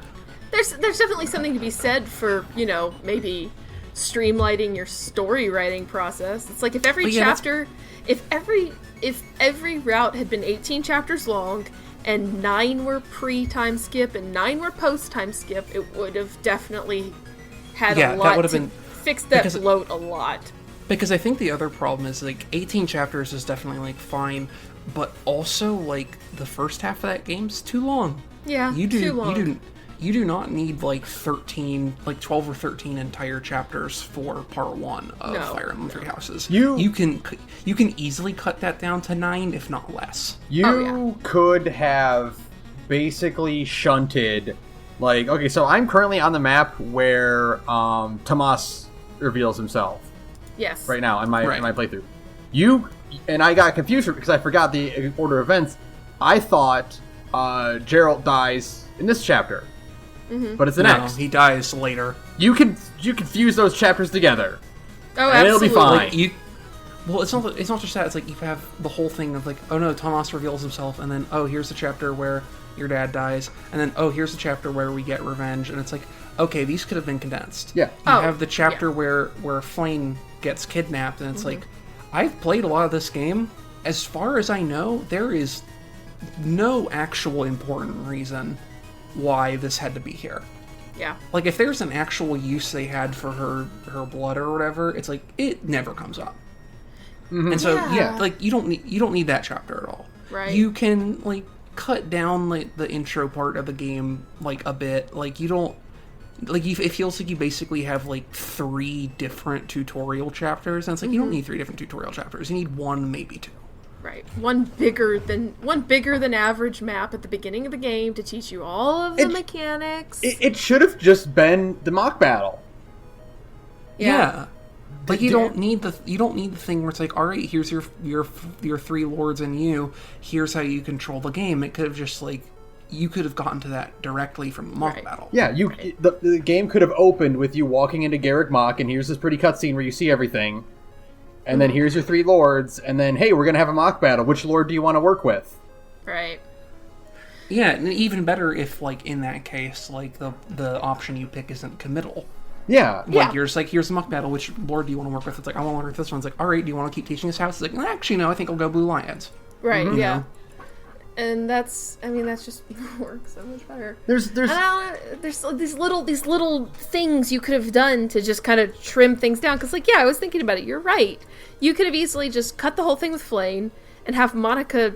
I mean, if you have to have Monica, and I mean, well, Kranya is such a nothing character. I don't think you need her. You don't even need her. Now, I mean, the only thing that Monica kind of does, and you could have just had Hubert fill that role a little bit better in, like, other routes, is, like, Monica is, like, the clear sign that Edelgard is up to some shit in all capital letters, because it's, like, this weird girl that you can't support with, and Edelgard is talking to her constantly.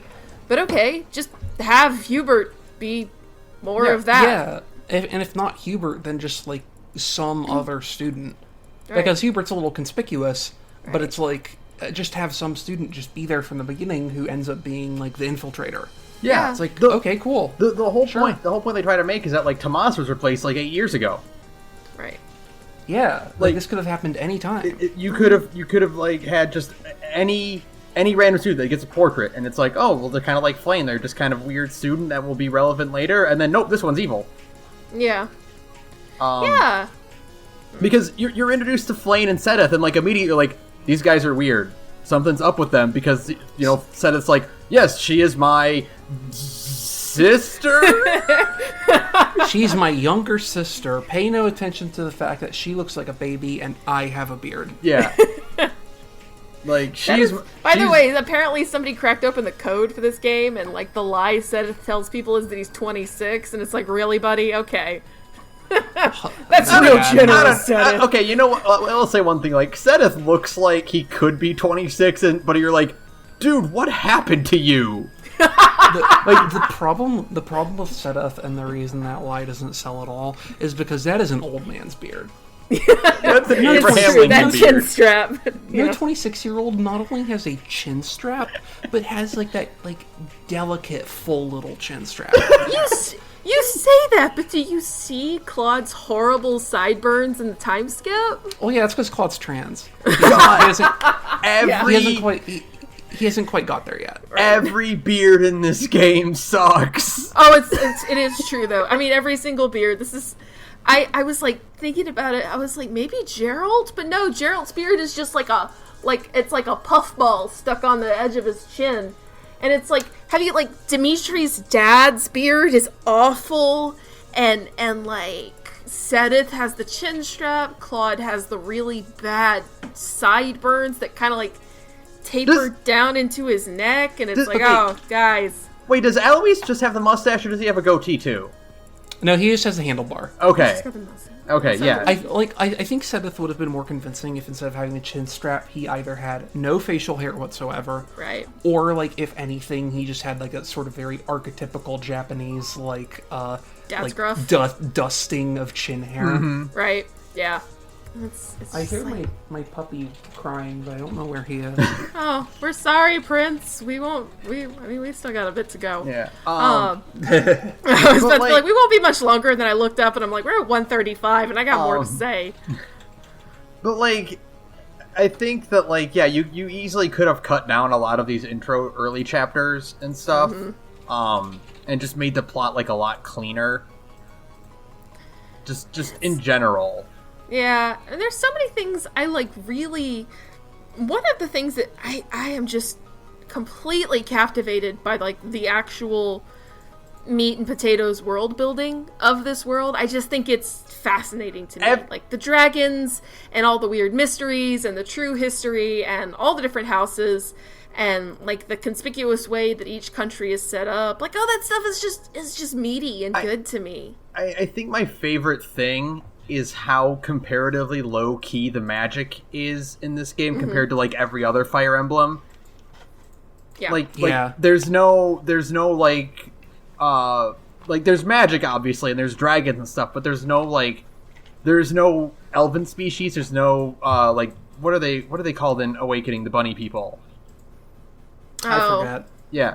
What I will say is, like, I actually think, considering the game basically just does have mana kits, that they don't actually have a mechanical, like, interpretation of mana kits. Like, I hope they add that at some point. Yeah. Because they are just the mana kits. And we are getting 4 new characters, so maybe we'll get those. Those would be cool to see. I would like if we get... I don't know what the plot content's gonna be, but I would love to, like... Hey, here's a version of Fine in your party that can transform into a dragon. Yeah. So cool. Like, that would be cool, and I feel like that should be in there, because it's like, it's not like there's not shape-shifting species, because, again, like, even if they're not called mana kits, there's mana kits in this game. Yeah. But it's like, we just don't have the fucking, like, bunny people that we did in Fates and Awakening. And it is very low-key. It's very, we were talking about this before, one of the most aggressively influenced by Game of Thrones games that I've ever seen. This is a game that wears its influences on its sleeve. Oh yeah. I don't think either of you really have frame of reference for it. But in addition to Game of Thrones, there are some, like, particularly with the Adrestrian Empire and, like, the characters in Black Eagles, there are some insanely explicit, just direct Legend of the Galactic Heroes references. Oh yeah, we were talking about that. Yeah. That are, like, they are outrageously direct. Right. Even like the uniforms evoke. Yeah. Like, they're almost identical. Hey Ben, have you watched Legend of the Galactic Heroes? No, but I really, really want to. I just need like 80 hours to sit down and do it. Oh, more than 80 hours. Is it on? What's it on? Is it on anything? I think you can watch it on Verve. Okay, cool. Because I might do that. it's only on High Dive, but I think Verve licenses High Dive, so I think you can watch it on Verve. Okay, if I can do that, I might make that my next big thing. But I guess for anyone listening at home, like, Edelgard is just Reinhard von Lohengrin. And fucking Hubert is just Royenthal. And Ferdinand is just Mittermeier. And all these other, like, really direct ones. And then it's like you have tons of characters where it's like, oh yeah, I guess if you think about it, Byleth is kind of Yang Wenli-esque, and Ignatz really resembles that kid who hangs around him, and all this other shit on top of just the uniforms literally looking like the Empire space uniforms. Yeah. It's like, it's so...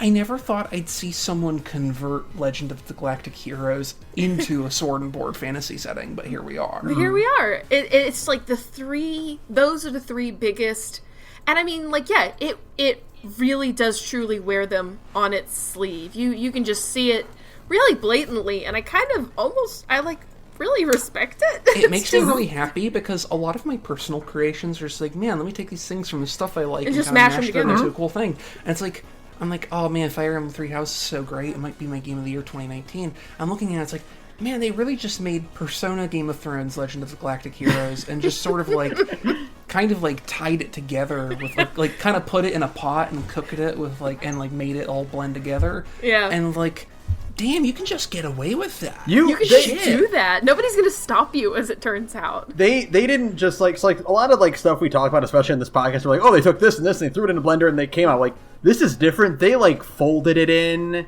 and like they mixed it by hand. Yeah, it's so good. And but like, it's still just like when you taste it, you're like, damn, there's some Legend of the Galactic Heroes in it's here. like, oh, there's a hint of it. Yeah, I can get that little bit, that aftertaste of it. Yeah. It's like, that's good. You really, like, you know, they had to aerate it, and they, you know, they baked it, and they had to take it out and make sure it didn't deflate. You know, they did all this crafting work. They put some eggs in there to make sure all the ingredients would bind together. Like, it's like really direct in a way that's encouraging for me because it makes me feel valid in the way that I. The way I make media, yeah. Yeah, oh yeah, for sure. It's just like I don't feel bad about just making this character. Just it's this character from this anime I like, but different. Because then it's also like you go back to other stuff and it's like, oh right, stuff's been doing this forever. They're just more slick about it. Like, oh yeah, Cowboy Bebop is just Lupin. Mm-hmm. Oh yeah, 100%. Like just directly. Like he even has. He's even talked about how it's like Shinichiro Watanabe, I believe his name is. Yep. Has basically just talked about how it's basically just Lupin. Like if he was ever brought on to do Lupin, it would have just ended up being a non-sci-fi Cowboy Bebop. Right. It's like I've said on this podcast multiple times. Speaking of Persona 4 is just Diamond is Unbreakable. It's the exact same JoJo's story. Part 4. Mm-hmm. Oh god, yeah, you're totally right. It's literally the exact same plot as Part 4. Oh god. Okay, you know what? I maybe when Persona 6 rolls around, maybe they'll make the one that rips off Steel Ball Run because I will play the fuck out of that. No, because that's what 5 was supposed to. No, 5 because 5 is Golden Wind. It's about fabulous criminals. So Part 6 will be in a prison. Persona 6 will be in a prison. Part 5 was already in a prison. No, but a real prison. Oh my god! Not a metaphorical one. It'll just be like here's a prison school. Persona in a literal prison would fucking own, actually. Orange is the new black, but it's a Persona game. You have a reason for the cat to tell you it's time to go to bed. If the guard sees you mulling around at night, they'll beat your fucking ass. Oh, man. God. But like, all the influences of Fire Emblem are just like, they work so well, and like, this is like the first time that I've looked at the entire cast of a Fire Emblem, and like you said, this cast is like 30 strong of playable characters, not including everyone else. Like, not including all the cool characters who you can't play. Like there's some fucking lady. There's some lady in Claude.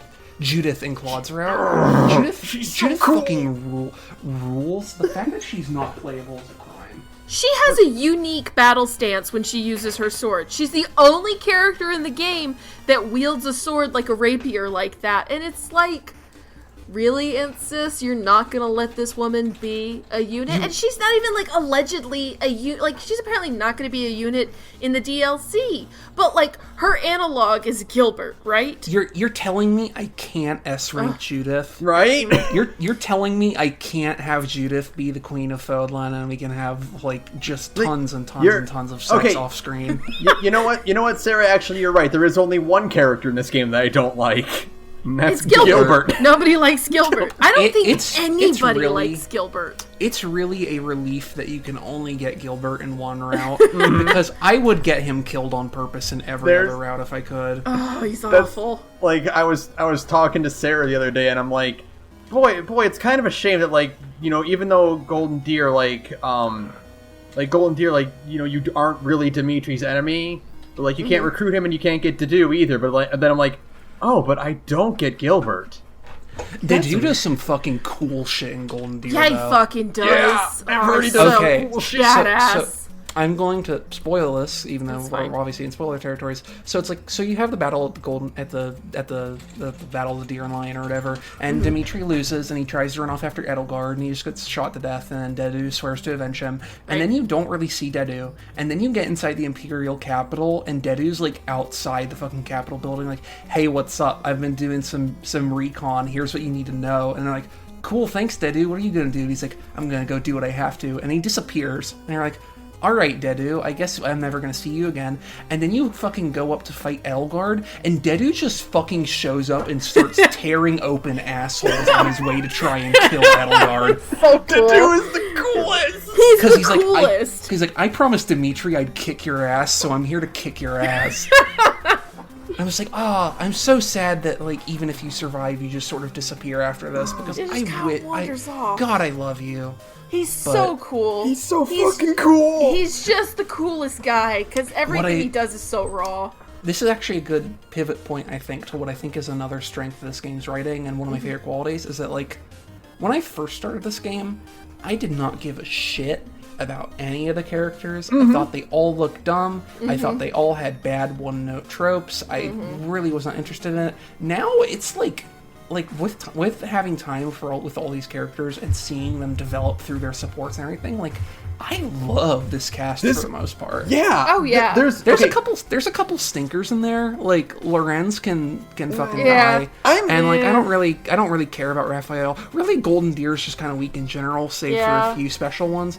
But like even like I'm surprised the game made me like Sylvain. Oh, okay. God. We have like a whole Sylvain little sequence about how good Sylvain is as a character poison to me, and yet he's like one of my favorite characters in this entire game. The first time, this is when I realized the character writing in this game was a step above every other Fire Emblem. Is when you get to Sylvain's like first like support, and it's like you get in a few where he's like, he's the flirty guy with girls, you know, he wants to hit on all the girls, and you get the first one, he's like, haha. Yeah, I know they're only into me for my crest. And you're like, what? Yeah. Yeah, and like your entire, like one of my favorites was him and Annette, where Annette's just like busting her head over this complicated problem. And he's like, walks in and just like, oh yeah, you do this. And Annette's like, how the fuck do you know how to do that? And he's like, oh, you know, just like beginner's luck. I you know, and she's like, you're like secretly busting your ass to be good at this, aren't you? He's like, anyway, bye. Hey, I'm a character. Like I've talked about this on Twitter, I think, a bit before, but like my fucking favorite part of Sylvain specifically is how you have this character who's like, oh, he's this womanizing misogynist, and then you get the second layer of like, oh, he's a womanizing misogynist because the nobility system has like made him think that everyone's trying to get at him for his power and status and wealth, so he can't like trust anyone enough to be close to them. Right. And then there's the second layer of like, oh, this is the same system that said he's worth something and his brother isn't, and made his brother basically turn to a life of villainy because he was going to be denied everything. And then Sylvain basically saying like, man, I want to have meaningful relationships with the women in life and prevent things from happening to people like what happened to my brother, so I'm going to dismantle the nobility system that I'm supposed to be the inheritor of. Right. It's like, so baller. Holy shit, you showed me this character that I should have hated and just made someone who's like has an incredible depth of character writing, considering he's a secondary character, and then also just made me like him when everything else about his character is poison to me. Yeah, and then they do manage to just make him infinitely likable, even when he is kind of like doing like, I mean, part of it is also that, God bless this game, you actually can just call him a jerk, and that actually does like anytime a game kind of gives me a character that is like an asshole and I can't reprimand them for being an asshole, I deflect my resentment toward the game onto the character. But in this game, you just be like, God, you suck, don't you? And he's like, haha, I'm a character. And then he agrees with you. And it's like, oh, okay, you are aware. Or like you get his support, or like what happens that I like, that I wish more games did, is you have certain of his supports where other characters call him on his bullshit. Oh, like him and Dorothea's is so good. Him and Dorothea's is really good because you get him, like, he kind of does this spiel, and Dorothea's just like, man, you really do hate women, don't you? And he's like, what do you mean hate women? It's like, oh, you just treat them like objects and you don't actually like project, and you don't actually think women are people. And he's like, man, no, I guess not. And he just kind of just owns up to it. And then he's also kind of like, hey, Dorothea, you know, like he calls her on her stuff too. And it's you cut out there for a bit, sorry. Internet. But yeah, I mean, like, the brilliance of it is to go back to it, is that, like, you know, him and Dorothea have great interactions because he kind of prods at her issues too of just being and also like if you take what Dorothea says at face value, she is out here cruising for some noble just so that she can have an easier like adulthood, and it's like she runs into the character who expects that everyone is going to do that to him, and they just deflect completely to start.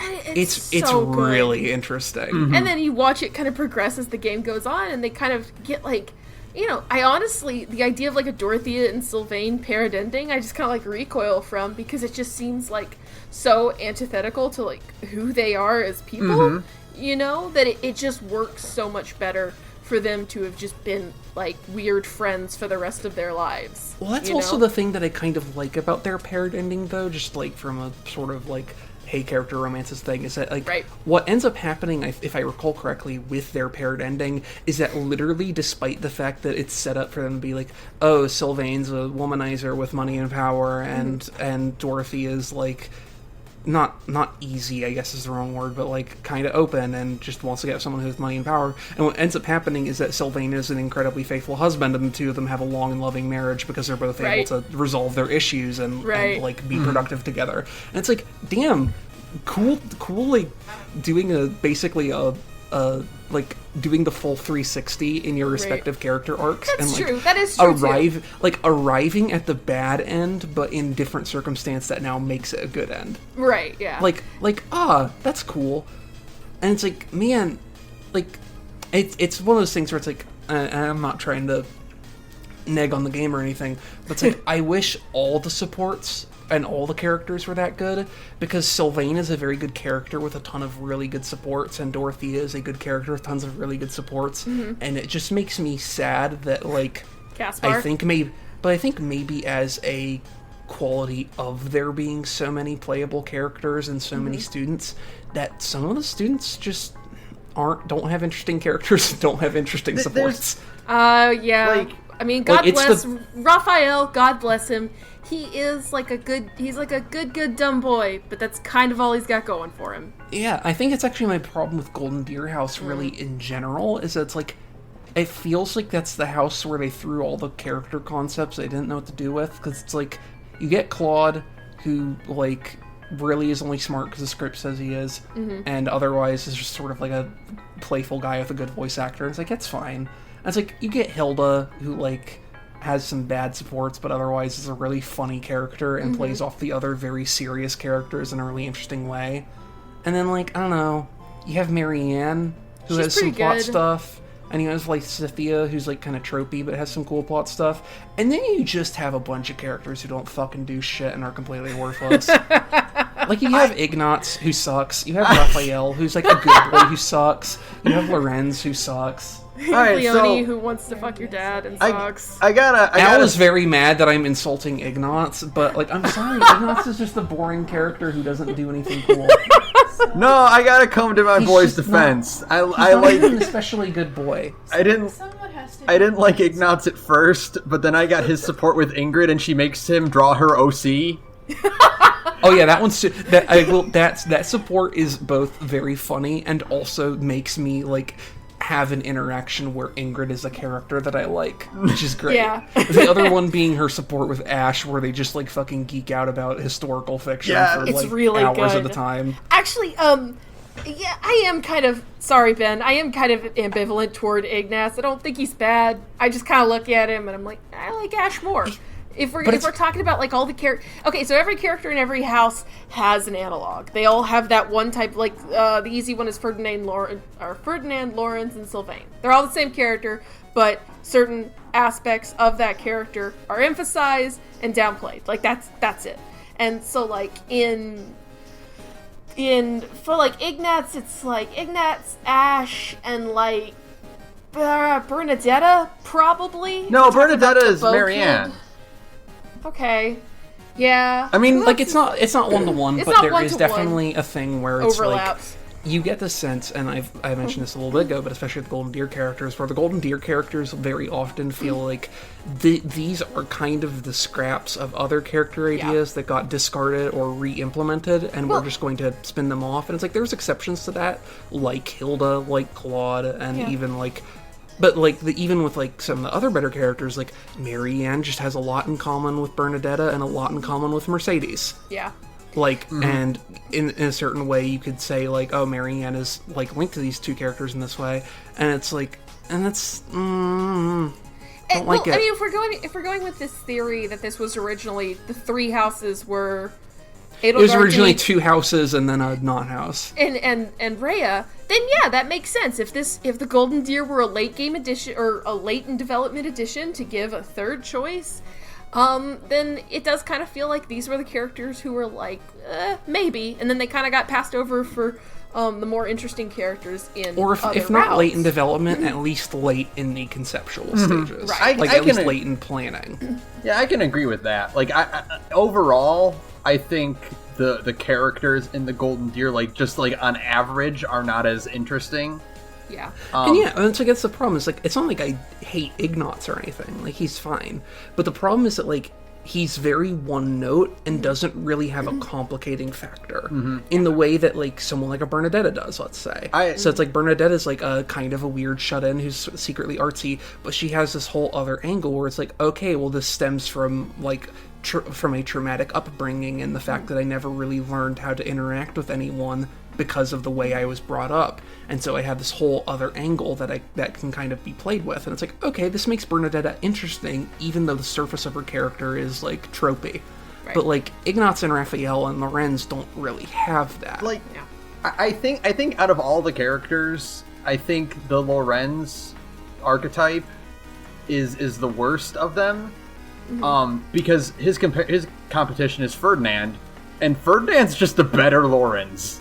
Like, yeah, I was gonna say, in every way. Everything about their characters is basically the same, except Ferdinand's just way more charming. Yeah, well, it's because Ferdinand, A, doesn't look like a dork, and, and B, like, at the end of the day, Ferdinand, even though he's, like, a very by-the-books noble, is still very much driven by this thing of, like, it's my responsibility as someone who has this power to make the world a better place for everyone living in it, not just nobles. And Lorenz is basically that, but if you remove the benevolent aspect and just replace it with, like, well, I'm a noble, and my job is to make sure that there is no change ever. Like, just because I am staunchly committed to resisting any kind of change whatsoever. Like, the cool thing about Ferdinand is that, like, and I feel bad, I'm sorry, Ferdinand, I didn't trust you at the beginning. Like, I was like, oh, he's just a haughty noble, and he looks kind of like Sylvain, and then Sylvain's already cool, so I don't need you, Ferdinand. Right. And then, like, it's like, Ferdinand's like, I love being a noble, and you're like, boo. And he's like, yes, being a noble is great, because it means I get to help everyone. And I'm like, oh. Yeah, and it's like, so you have him, he's like, I'm a noble, and for me that means I have to help everybody. And then you have Sylvain, who's like, I'm a noble, but the concept of nobility has made my life worse, so to make everyone's lives better, I'm going to combat nobility. And these are both interesting and layered characters. And then you have Lorenz, who's like, I'm a noble. That's it. Yep. That's it, I'm a noble. And also, also, every time my wife sees him, she's like, he has the worst hair I've ever seen on anyone ever. Oh, it's the pits, because they gave him the worst haircut, and they also gave him the weirdest face. His face is so weird, and his hair is so bad. I was telling Sarah this, and it's like, whenever I mentally picture Lorenz, I don't actually picture his face. I picture Morooka from Persona 4. And I'm like, no, that's not right. But it defaults. But it is right. I don't picture his face. I just picture, like, the fucking, like ridge of his nose. Well, as say, the carving of a moon-esque, like, perfect curve from brow to nose to brow. Yeah. You know what I mean? Yeah. Because he's the only character that has that, too. It's really egregious. And it feels like it's one of those things where, like, someone drew him as a caricature, and, like, the character designer's like, oh, fuck, that's super funny, let's put him in. Yeah, but then he doesn't have any of the charm that, like a jokey joke character would have. It's like, I don't know, maybe this type of character is just funny in Japanese. I don't know. But, like, to me, I see this character, and literally every single one of it, he has not had a single truly positive support yet. And I'm trying to do as many supports as I can for everybody, including for characters I dislike, because I'm trying to find the, like, nuance in these characters. And there have been a few, like, him and Manuela have a good one, but that's entirely because Manuela... Him and Manuela's one is funny as fuck. But it's because she's giving him a hard time the whole time. It's not really because his character has any, nuance or layers to it, you know? I don't know if you've seen any of it, Ben, but their support is, Manuela's like, hey, Lorenz, I found this poetry, let me read it. And he's like, that's my poetry. And she's like, yeah, isn't it fucking edgy? It's super fun. Anyway. And it's literally just the whole support is just her giving him a hard time. Oh my god, that's great. And it's great, but it is entirely because Lorenz is such a piece of shit character. It has nothing to do with the fact that he has redeemable qualities. And I'm not saying every character needs to be redeemable. No, but I think if a character is not going to be redeemable, they need to at least be interesting. I don't think Felix is redeemable. But, Felix at least has, a very layered character psychology that makes his character, interesting. Yeah, Felix is, a massive piece of shit who is at once, here, let me harass this guy who I know has been through a lot of bullshit, almost constantly, and then go, man, why are you in such a bad mood 5 years later? And then he's super judgy about the fact that, these people want to fight. And his whole character is about how much he wants to fight. Well, that's the thing, is that, the thing about Felix that, makes Felix work for me is when you find it's oh, he used to just be, Sylvain, basically. He used to just be, Sylvain, except then his brother died in the horrible accident, or the horrible tragedy, and now his entire, it destroyed him completely, and now he's this whole, the only important thing is being able to keep yourself alive and defend yourself, because my brother, could have saved himself if he fled, but instead he died trying to protect the king that was doomed. Right. And so it's there's some interesting psychology there, even if I think at the end of the day he's just an asshole and I don't like him and I don't think what he does is justified. Right. But it's there's still complexity there. There's... Go ahead. I was gonna say, it's just to get the joke out, it's I made on Twitter, and everyone's Sasuke. No! Felix is Bakugo! Felix is Bakugo. Yeah, Felix is Bakugo. But he's got this great depth, and when you that's what I really love about the support system, and why I think this is one of the things that it actually does better than Persona. 100%. Getting, and not to say that Three Houses invented it; it's always been in Fire Emblem, but getting to see characters interact with other characters in personal moments like that is so good for their depth, as opposed to only interacting with the main character. Right, yeah. And then it's also you have the fun things where it's hey, when you're having lunch with two specific special characters, their dialogue for the lunch will change depending on the level of their current support. Right, yeah. That's insanely cool touch. And then also it's then when you have moments where you recruit Sylvain, but then Felix is still in Blue Lions, and then you have them fight each other later in the game, and then one of them gets killed. It's I always told you I'd die first, or whatever. It's if it was just two characters, you wouldn't care. But then when you've had the chance to see their supports and understand how they interact, and then you see this happen, you're oh, fun. That's a tragedy. It's not just two people dying in a video game. It's tragic. Someone pointed out on Twitter, there's so many stories about the horrors of war and all that, and the personal sacrifice, but none of them, very few of them, are as powerful as "We killed Ferdy, Professor." Oh god, it's so sad. If you've never heard it, Saturn, it's after the bridge at Murden, and if you haven't recruited Ferdinand, but you've got Dorothea recruited, and you kill Ferdinand, this is a character that Dorothea has been pretty ambivalent toward. And she's still just we went to school with him, and we killed Ferdy. It's yeah. Dorothea's great post-time skip. Her development is so good. Mm-hmm. She is the person who's just vocally why the fuck are we doing this? This sucks. She's so... I really want to do an episode where we just go down the list of every character. I mean, I'd be game, honestly. Right? There's so many of them. But there's some cool stuff, even with characters you don't see. So on Golden Deer, I recruited Caspar, right? Because I recruited basically everyone. And eventually, the whole time you're working your way towards Enbar, he's fuck, sooner or later, we're gonna have to square off against my dad. He's in charge of the army. He's a scary badass. I'm so afraid of him. I don't want to fight him. Please, God, whatever you do, we just need to put that off for as long as possible. Right. And then eventually you get you finish the Battle of Enbar, and you're leading up to the the palace invasion or whatever. And while you're exploring the monastery, you just see Caspar standing in the church, and you're like, "That's weird. I don't normally see Caspar here." And so you go talk to him, and he's like, "My dad, he died during the siege of Empire. He was defending the thing so his troops and the citizens could escape, and he got killed." And you see Caspar have this moment of like, "I wonder if I'll ever be close to the man my dad was. Right. I wonder if any of this was worth it." Right. And you have like see this moment of like this goofball character having this moment of like completely sincere devastation and self-reflection in the wake of like his dead father, who we never see, never meet, and never even learn the fucking name of. Right. And it's like, fuck. Yeah. Yeah, it's punchy, and it's like there are moments like that of just like having these characters. I mean, yeah, like you said, I think Felix is a complete asshole. I like Felix, even though I think he's an asshole.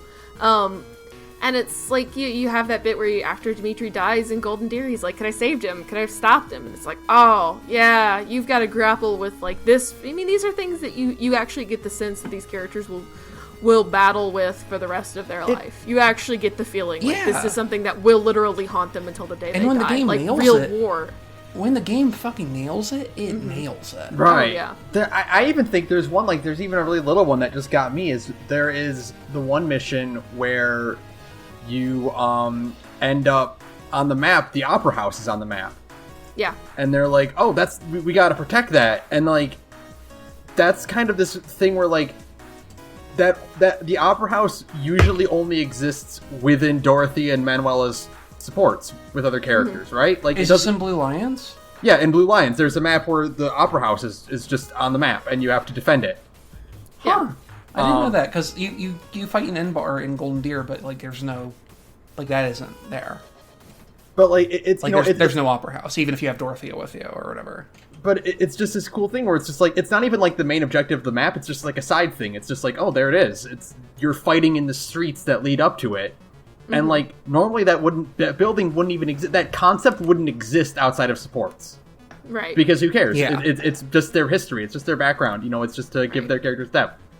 And then, like, doing a chapter in it, like, it's just like, oh, it brings this whole world to be more real, to make their histories, like, more concrete, Yeah. Like, these That's are part of places. the benefit of this being, like, very Game of Thrones inspired, is that, like, the depth of which, like, the origins and roles and politics of every fucking character in the game are very clearly, like, mapped out with a loving attention to detail to make sure that everything, like, makes sense and spiderwebs in really interesting ways. Yeah. Like, really does a lot to, like, take throwaway details like the Opera House and just be like, hey, here's the Opera House. And it's like, what the fuck? Holy shit, this is so much more real now, because this thing that is just an aspect of this character's background, which was just invented to justify the character details or whatever, exists in the game. Because they had the thought of be like, okay, well, the Opera House is going to be here, and these two characters both having the background of the Opera House means that they're both from here, and so blah, blah, blah, blah. And this kind of detail extends to, like, almost every character in the game. Like, one of my favorites is that one of Flane's lost items is an old map of old Enbar. map of Enbar, yeah. And it's like, why the fuck is that your item? And then it's like you find out from a completely different source that there was a long time where the church just used to be an Enbar. Yeah. Just for a long time. And it's like, oh, okay, so you gave Flane this old map of Enbar because, like, she has this connection to this time before there was a kingdom. Yeah, like back when this was all just the Empire and the church was an Enbar. Right. It's like all these little like you said, spider webbing out details that, the only way to get the full picture of, like, a character is not to just talk to them with the main character like what you get in Persona, but you get, like, because, like, the way you interact with one person is completely different from the way you interact with another person. Like, we all have, that actually is a really interesting thing that is relevant to the concept of, the literal concept of Persona, as in, like, the Jungian concept of Persona, which is that we all wear different masks when interacting with different people.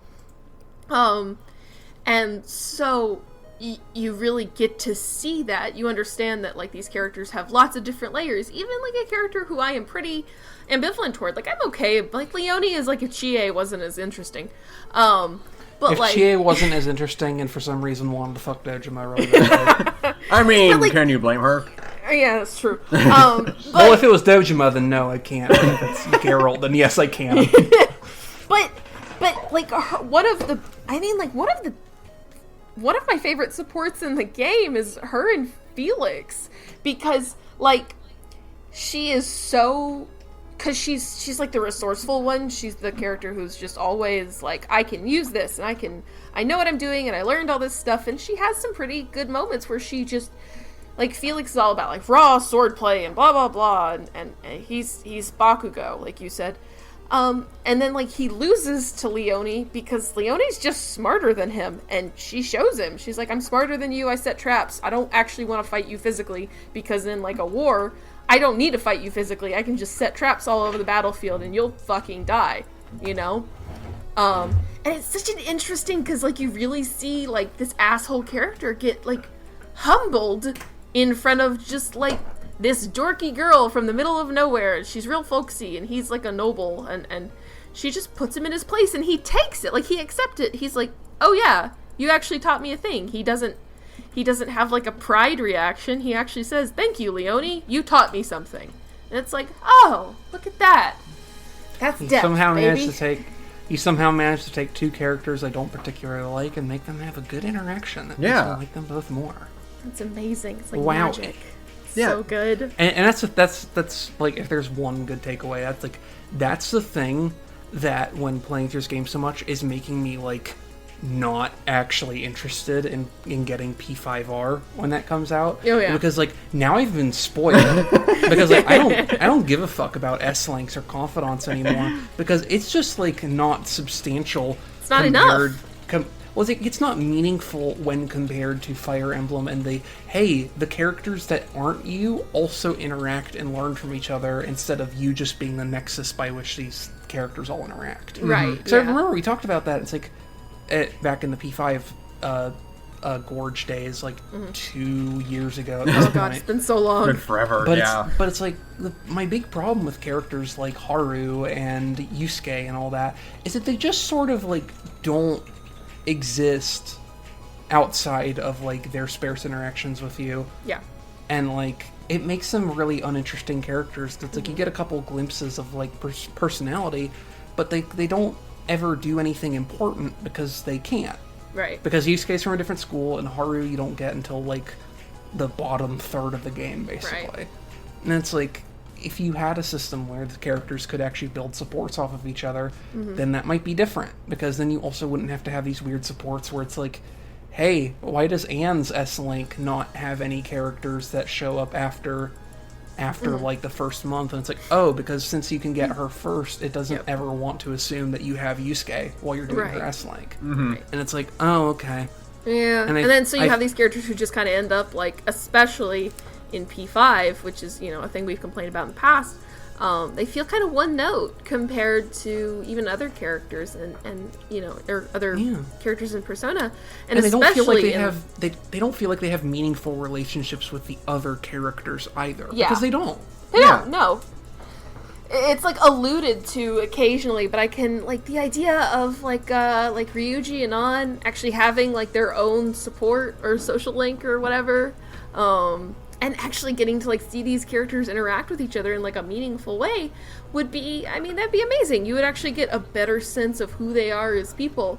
And that's the thing that Three Houses has, like, really kind of opened my eyes to, is this concept of just, like, these, like, everybody around you. And I mean, it feeds also into this idea of, like again, the tragedy of war and all of this is, it is supposed to open you to this idea that everybody around you is living their own life where they are the main character of the story.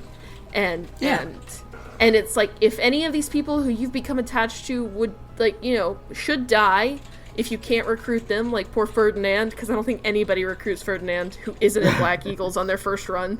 So everybody kills Ferdy. And it's like, you know, you have this sense that, like, oh, these characters had, like, full lives, and they had, like, aspirations and dreams, and we killed Ferdy. You know? It's like, man, that is some heavy stuff. It is extremely rare for a game to be able to open you to the concept that, like, the characters in this game exist for more than just you. Like, most characters in most games, like, BioWare game, I'm thinking of, like, just, you know, like, other RPGs off the top of my head, like BioWare games, and, like The Witcher, stuff like that. These games all have this concept of, like, you are the most important person in this character's world. I would argue against The Witcher one. Oh, okay. The Witcher is actually very good, I will say, about being a game where it is very clearly, like, someone else, like, I think Pat has actually said this once on, back in the old Super Best Friend cast days, but, like, The Witcher 3 is very clear that you are a secondary character in someone else's story. Yeah, no, I totally believe you. It's, you know, I'm going off of like, third-hand information, but, like, definitely, like, of course. stuff like the BioWare RPGs, like, a lot of the other classic RPG systems, like, hey, cool, here's this diverse cast of characters that, like, might theoretically interact with each other, but only when it doesn't conflict with how you want to interact with them. And isn't it interesting, too, if we're going to go with the BioWare narrative for a second here, isn't it funny that a lot of people, and really including myself, one of their favorite pieces of Mass Effect is the Citadel DLC, where everybody just kind of hangs out and is goofy and has fun. It's like, it's like, man, you actually get a glimpse of these characters beyond just how you see them, you know? Or it's like one of those, like, one of my things that I hate, well, not hate, but, like, one of the things I don't like about DAI is how, like, so, like, you can romance Dorian as a guy, or you can romance Iron Bull as whoever, and, like, that's cool, but if you don't romance either of them, they end up shacking up with each other in a way that's very cute and funny, but, like, it almost makes me sad that, like, they don't just do that regardless. Right. Like, the game is very much like, are you okay with this? You chill? Alright, cool, these two fucked.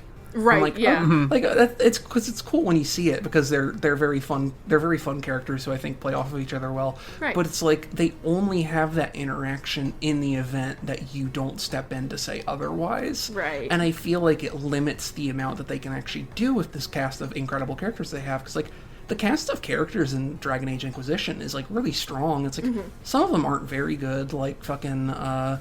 Josephine isn't super interesting. Right. But, like, for the most part, the cast of characters is really strong, and I think I would like them more if they had more opportunities to interact, like, outside of your involvement. Yeah. And I think that's the thing that Fire Emblem Three Houses does so well, is that, like, you're kind of passively having these characters interact, and they fight with each other on the battlefield, and then they have interactions that have nothing to do with you. Right. Yeah. And you have, like, literally no say in it whatsoever. Yeah, and it rules. Yeah, it's really good.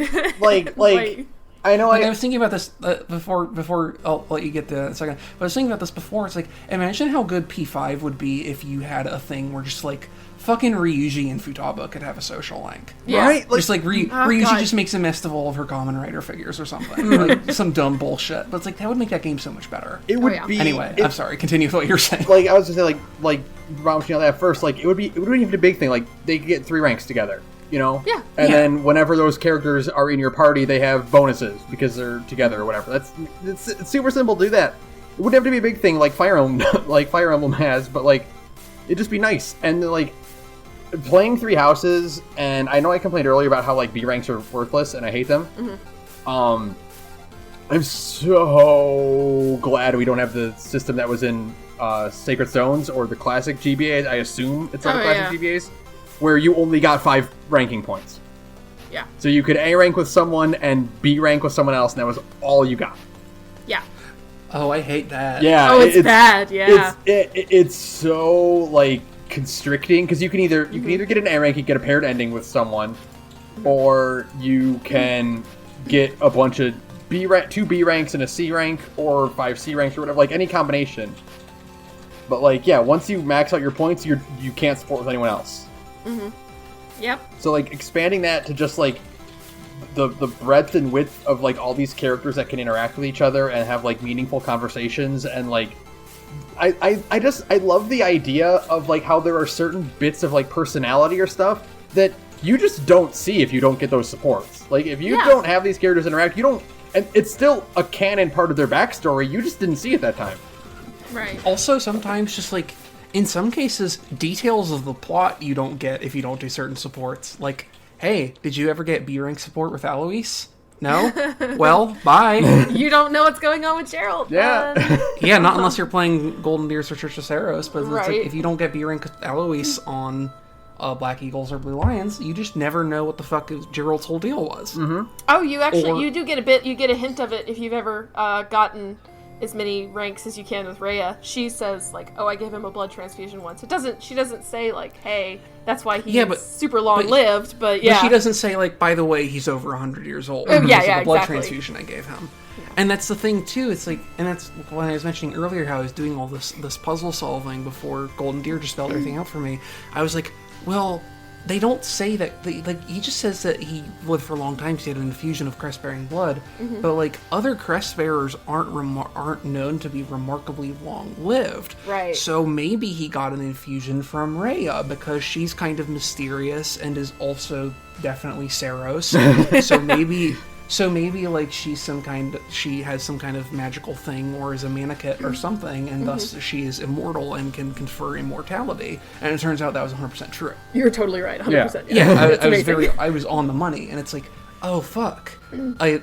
There's a version of this game that either just doesn't have the Golden Deer route, or just doesn't have the answers everything route, or otherwise locks it behind having to do one or two other playthroughs first. But one of the strengths of this game's storytelling, and it's like really just deeply thought out, deeply intertwined, like lore and setting stuff, is that you can have these moments where you get these, like, this couple of incomplete clues, and you're like, wait a second, but this, if we add these together, this could mean this. You mean, like, even though I know you're not, like, a big fan of Linhardt, all of Linhardt's supports that are just basically, like, exactly that. Like, Linhardt is here to give you breadcrumbs if you are not playing fucking Golden Deer. Like Linhardt's support with Sane, where I slipped there, with Flane, where he basically is like, hey, you sound a lot like Cephalian, and you look a lot like Cephalian, and you act basically how to describe Cephalian acting. Yeah. Weird. And then Flane has to, like, slowly withdraw her knife.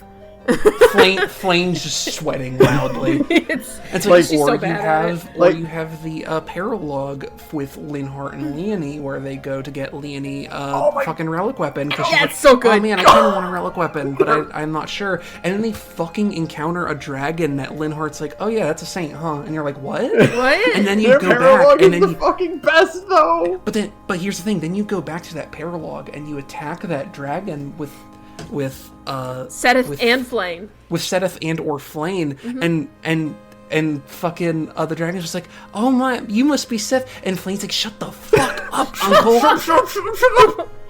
I'm trying to so good. I'm trying to keep it on the down low here, but she's so bad at it. And it's so fucking good, because it's like, that's something that you wouldn't encounter, like, even on accident, unless you thought to go do it. Because it's like, you're not likely to send fucking Flane in to attack the big scary dragon because she's expected to be a healer. Yeah. Right. But it's like, fuck, dude. Like, that's the kind of thing. Because then once you have that, it's like, well, she says that this dragon thing is her uncle. And this is the whole, like, weapon of Indek, so maybe this is Indek and they're all family? And then in that case, that means the saints are all... And then you're like, oh, fuck. And then you're up at 3 a.m. in front of a cork board that's covered in pieces of paper and, like, connected pieces of string, and you feel like a crazy person. Yeah, I get it. You feel like the Pepe Sylvia. Yeah, Pepe Sylvia. Pepe Sylvia. I was talking to Sarah about this a few weeks ago, but I was like, that specific aspect of, like, the puzzle solving of the secret mystery plot, which is the reason why I'm so sad that there was just a route that explained it, is because that fucking activated the Homestuck centers in me that have been dead since I was like 14. I was so invested in solving this mystery, and then it just turns out they just tell you. That's That's the thing, though, is that, like, if you don't have Claude's route, basically, with, like, the exception of, like, one or two little details that you have to take. It's so mysterious. If you don't have Claude's route, though, it's like, but there exists all the pieces that you need to solve the background mystery yourself. Yep. And it's like, oh, fuck, it's so good. It's so fucking good. I do like the idea of a route that gives answers, because I also feel like I'm the kind of person that if I don't get answers, I would be driven slowly insane. Yeah, you know I mean, I appreciate that, Saturn. Like, you're like you're like calculating everything out, but I'm like, I'm dumb. Oh yeah, but I'm not saying like they need to take that route out. I'm just saying like there's a part of me. There's a part of me that wishes that was more gated, or like was the 2020 DLC plot line. Oh god, that would be so good. Oh boy, that's originally what I thought it was going to be before I realized the Golden Deer thing is explained it all. It was halfway through Golden Deer, and I'm like, fuck, I have this Google Doc of all these mysteries I'm solving, and I think this might be the plot of the storyline for the DLC that's coming out in 2020. No. Because there's so much background stuff they don't answer, is what I thought. And then it turns out they do answer it, just only in one of the routes instead of the other two. Yeah. But yeah, no, it's just, there's so much. Like, we were talking about Flayn and Setling. One of the cool, like, one of the best things about, like, Ignatz is his support with Flayn, which is a genuinely great support. And there is the most wonderful moment, if you can track it down. It's either it's either their C or their B support, where Ignatz compliments how he like respects Sethlene because she was like the healer saint and she worked so hard and all that stuff. And Flayn is like, oh, how wonderful, but her voice drops like a solid octave to like sound really mature and grown up, and you're just like, excuse me, did you just slip? Is that what you actually sound like? And it's like, it's so good. It's like, oh, you forget that she's like has to put on this whole affect because she's like fucking insanely old, but just still looks like still baby. I can't. Is still has appearance of baby and just still has to act like a baby. It's like, fuck. I can't believe. I just want to drink some gin, but I can't look like a baby. They just fucking find Flayn in the middle of the night, and she's just in the liquor cabinet chugging vodka. She's like, "What? It's apple juice." She's like, "Don't tell my brother. Don't tell my brother, please." I can't believe Flayn's entire character is literally, "How do you do, fellow kids?" Oh man, I desperately just want to see Flayn walking around with a fucking skateboard slung over one shoulder, with band shirt. There's a really great Tumblr post going around right now too, even though I know Tumblr is like dead. But there's a really good post where everybody's talking about how like insanely suspicious Flayn is, and the joke is that somebody says Flayn's whole thing is that she says, "I can't tell you how old I am, but I assure you it is very average." God. It's like, that's amazing.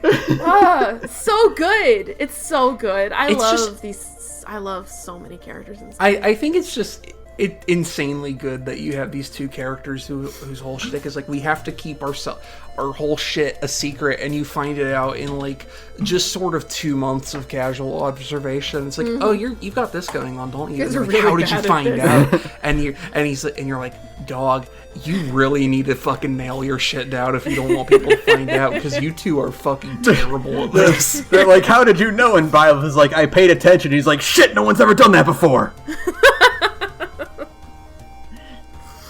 Oh god. This game is like, I can't believe that like this, like, no matter what I've said about it earlier, like, this is the best Fire Emblem I've played, and I think like a lot of people agree. I think people have been angry about the direction Fire Emblem took with the waifu stuff and the dating sim aspect. And I think this is finally getting back to what people liked about original Fire Emblem. Especially with stuff like, you know, when it comes with hardware, when you have Maniac mode now. Yeah. Like, this... But, like, the stuff people liked about the original Fire Emblems, but with the thing that made the newer Fire Emblems actually successful. With the quality of life stuff. But it's not just that, because it's like part of the thing with the pivot that Fire Emblem had for a while there is because they were thinking they were going to have to kill this franchise, basically, and Awakening was supposed to be the big last push, like, alright, here's our last entry, and then after that we're probably done. And then Awakening did gangbusters. Yeah. And they're like, okay, well, here's the stuff Awakening did different, let's try and focus in on this, and some stuff it went too far. And so now they're dialing it back with... And so now they're dialing it back a bit, but still keeping the things that made it special, and then you have this result where it's like, oh, Three Houses is the big shit again, and like Fire Emblem is saved again, because for a while there, like, as far as I know, Shadows of Valentia didn't do particularly great numbers-wise, and is not very critically successful. It was... And so it's like... It was average. And so it's like there's a moment where you're like, all right, what does the future of Fire Emblem look like? And then you get Three Houses and you're like, oh, the future of Fire Emblem looks good. Mm-hmm. It looks fine. Although Fire Emblem got its Breath of the Wild equivalent. Yes. Although I would say I would prefer... I think if I had to pick a direction for the series after this, I would like a game that goes back to just having one storyline. And it's just that one storyline can branch off in a lot of unique ways, more so than multiple storylines, if that makes sense. I think that they still need to, like, because I think they're also kind of narrowing on this idea of, like, okay, we have the different stories or branching stories as, like, a thing that makes Fire Emblem kind of special. Yeah. And I think to a degree that works, but they're still trying to find the balance that makes it work great. Yeah. Because the thing is, ultimately, like, Awakening was a linear story, and it was, like, boring. Yeah. But then, like, But then it's like you have Fates where it's like, okay, you have two stories and a third one, and like the quality's kind of varying between them, but they're all unique, and like that makes it interesting. And then you get to Three Houses where it's like, okay, we have three storylines plus one of the storylines is a branch, and then there's just so much going on that they become less unique because they have to like make the time. Yeah. And it's like, so I hope that they're able to strike that balance where they're like, okay, we have either multiple stories or a diverging story, but we have just enough levels of articulation that we can actually make every playthrough unique without being like a paralysis of choice situation. Yeah, exactly. It's like we talked about earlier with the promotion system, is that like you can have this bit of this breadth of choice, but like you cannot give us everything. You have to make sure that like you are narrow focused so that you can develop that path really well, you know? Yeah. I am not opposed to another like 70 to 90 hour Fire Emblem game, but make it two paths instead, or you know, or like you don't even have to make it like a full on like story path. Maybe just so the way Sacred Stones did it was really interesting. Is that Sacred Stones is I guess it's the first one that did this. It had Blazing Sword was, but Sacred Stones had two lords in it too. It had Irika and Ephraim, and halfway through the game, they would be like, okay, well, I'm gonna go here and you're gonna go here, and then which team do you want to go with?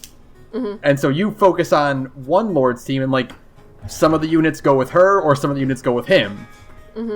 And they converge at the same point, but they have like a good chunk of middle missions that are different. Okay. And I think, I mean, that might be a good way to do it. Yeah. It's like, because you either have to do that, where it's like you have a branch, but like everything leading up to that is punchy enough that having to replay the same content isn't boring, and then you get to the juicy different bits. Or it's you have to figure out a version of the Fates that works, where it's like, you have these 2/2.5/3 like story routes, but the thing is with Fates that I like compared to FE3H is that like for Fates, like your first, I think maybe 4 or 5 chapters are the same, and then after that, like all the storyline, all the campaigns are completely unique for like the next 20 chapters. Right. Yeah. And it's like you need to either have that where it's like, okay, here's my actual just straight up 3 video games that I have, or you need to have like an actual functioning branching storyline, because otherwise what you get with FE3H, which tries to do a little bit of both, is you get a really long pre-branch story that is just kind of a drag, and then like several far too short branching paths. Yeah, absolutely.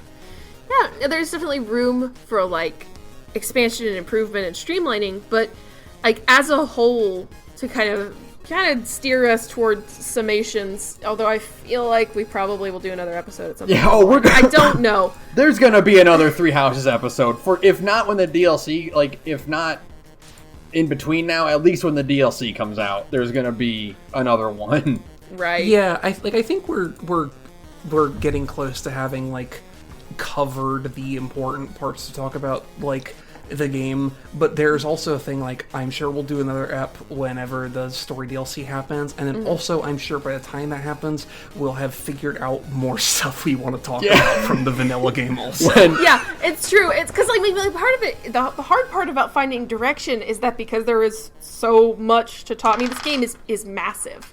So it's like, how do you even focus on the different it's huge in a way.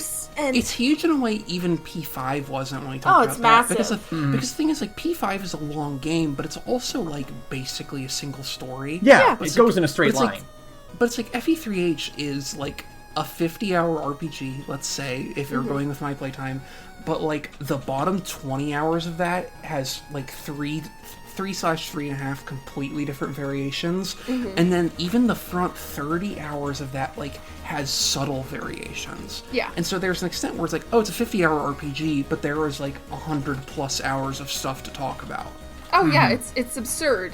The degree, I mean, like, we literally, except for the grouching about how Claude is kind of bland, I mean, we did not talk at all about Edelgard and Dimitri, except the fact that I love Dimitri, and Edelgard is okay. And I am of the opinion that I love Edelgard and Dimitri is okay. Exactly. And I'm allowed to have those different opinions because, like you've said yourself, I think people, if you have not played this and are planning to, what I will say is that you will probably hold a preternatural bias towards whatever the first house you picked was. Sure. And I have a working theory of why that is, and we kind of talked about this a little, Saturn.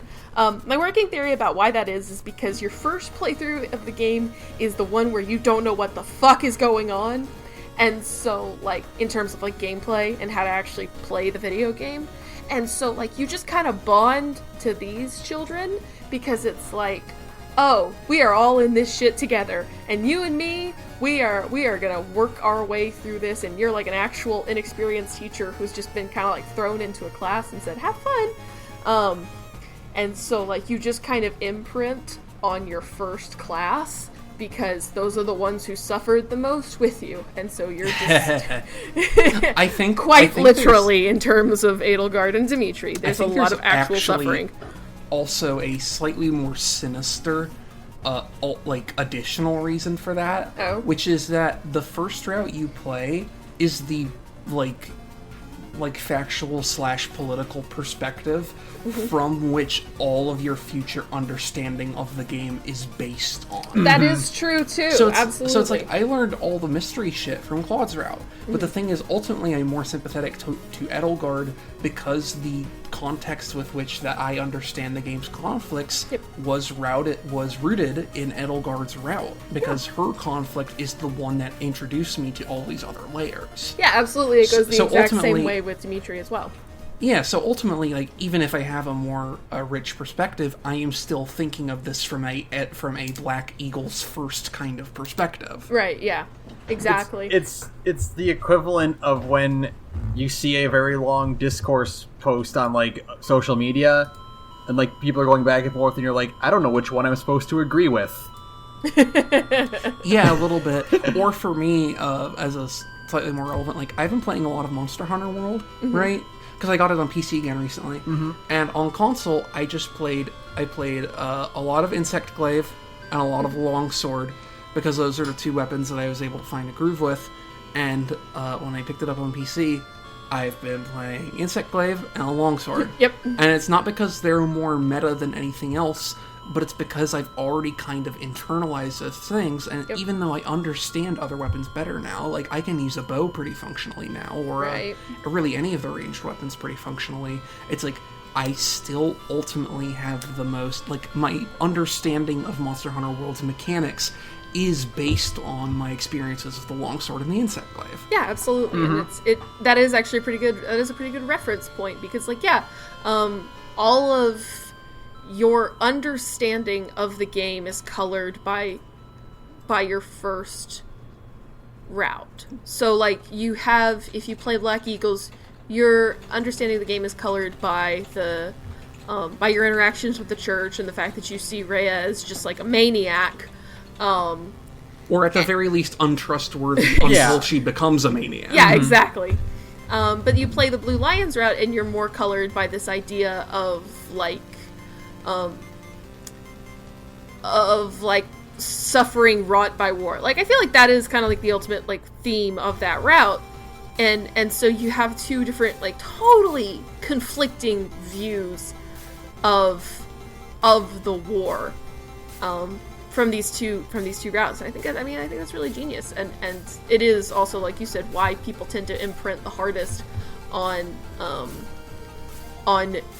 their first house. That being said, it also kind of sucks because, like you said, like, Claude is available from the beginning, and it's like you want Golden Deer players to have that imprinting going on, but also because if you play Golden Deer first, and whenever you go to other routes, you're just like, why the fuck do you care?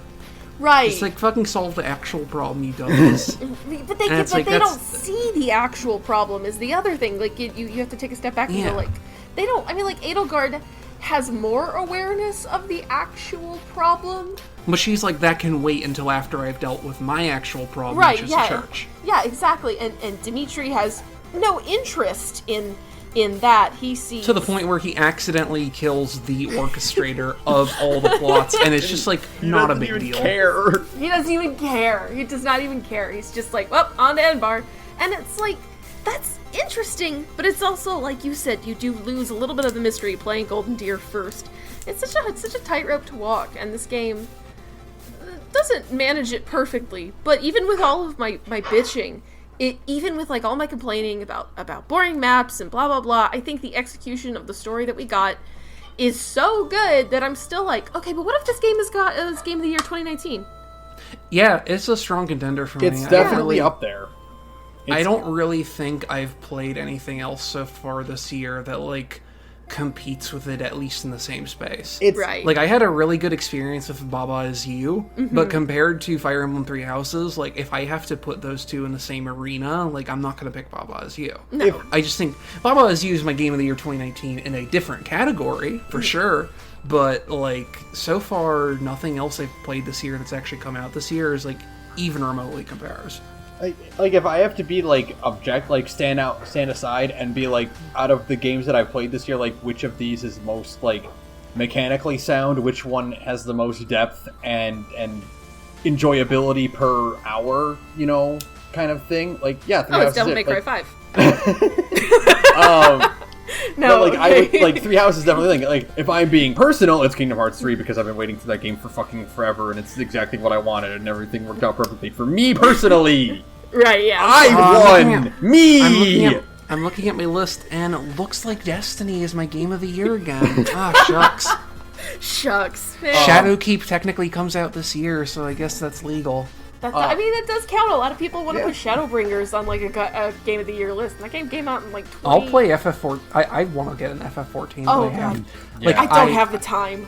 I've been talking to people. It's like, I have to wait till that patch comes out that makes the fucking vanilla campaign for that game shorter. Yes. Because, if like, I even talked to someone who got into the game really recently because they want to do Shadowbringers, and they're like, hey, that vanilla campaign that you can't skip and is like 100+ quests long is like pulling teeth. No, thank you. And it's like, they just announced the fucking Nier raid, and it's like, I love the idea that there's basically canon Nier content in a MMO that has nothing to do with Nier, and also it's like fucking level 80 super endgame shit too. And it just kind of randomly canonizes 2P from Soul Calibur, so... That's okay. I love that. Yeah, sure. Thanks, Yoko Taro. I actually do love it. That's not being sarcastic. I think it's great. I think it's super good. I'm very glad 2P is getting the canon representation she deserves, because she is incredible. That's so good. But I mean, like, yeah, even with all these many caveats and flaws, I mean, we spent a whole hour just kind of like whinging about the game. Even then, it's just like, man, the bones of this game, the dragon bones of this game, if you will, which again, we didn't even talk about, and it's so fucked up. We didn't even talk about the crest weapons being made of fucking dragon bones. And it's so... Okay, we got 15 minutes before you hit the 3-hour mark. I gotta. Give me 2 minutes. Man, like, I love Rhea, like, a lot. Like, when you first meet Rhea, you're like, holy lady. And then you have a conversation with Rhea, and you're like, oh, she's shady as fuck. Okay. But then... Oh, she's a fucking theo-fascist. Yeah, she is terrifying. But then, like, you talk to her, and you learn her backstory and stuff, and you're like, oh, she still sucks. But I feel for her, too, like, in a really deep way. What I love is that she, like Sylvain, also has this weird layering of, okay, you see her, she's a holy lady. Okay, it's like, okay, layer 2, she's a theo-fascist. Okay, right. that's pretty normal. Layer 3, you get her supports with her, and she's like weirdly casual and friendly with you. And she's so nice, and she just adores Byleth. And it's in a way, it's like really presumptuous, but also like completely guileless seeming. Where you're like, yes. What the fuck is with this lady? And then you find out that she's committed war crimes in an effort to resurrect her dead mom. And then you're like, that's an angle. All right.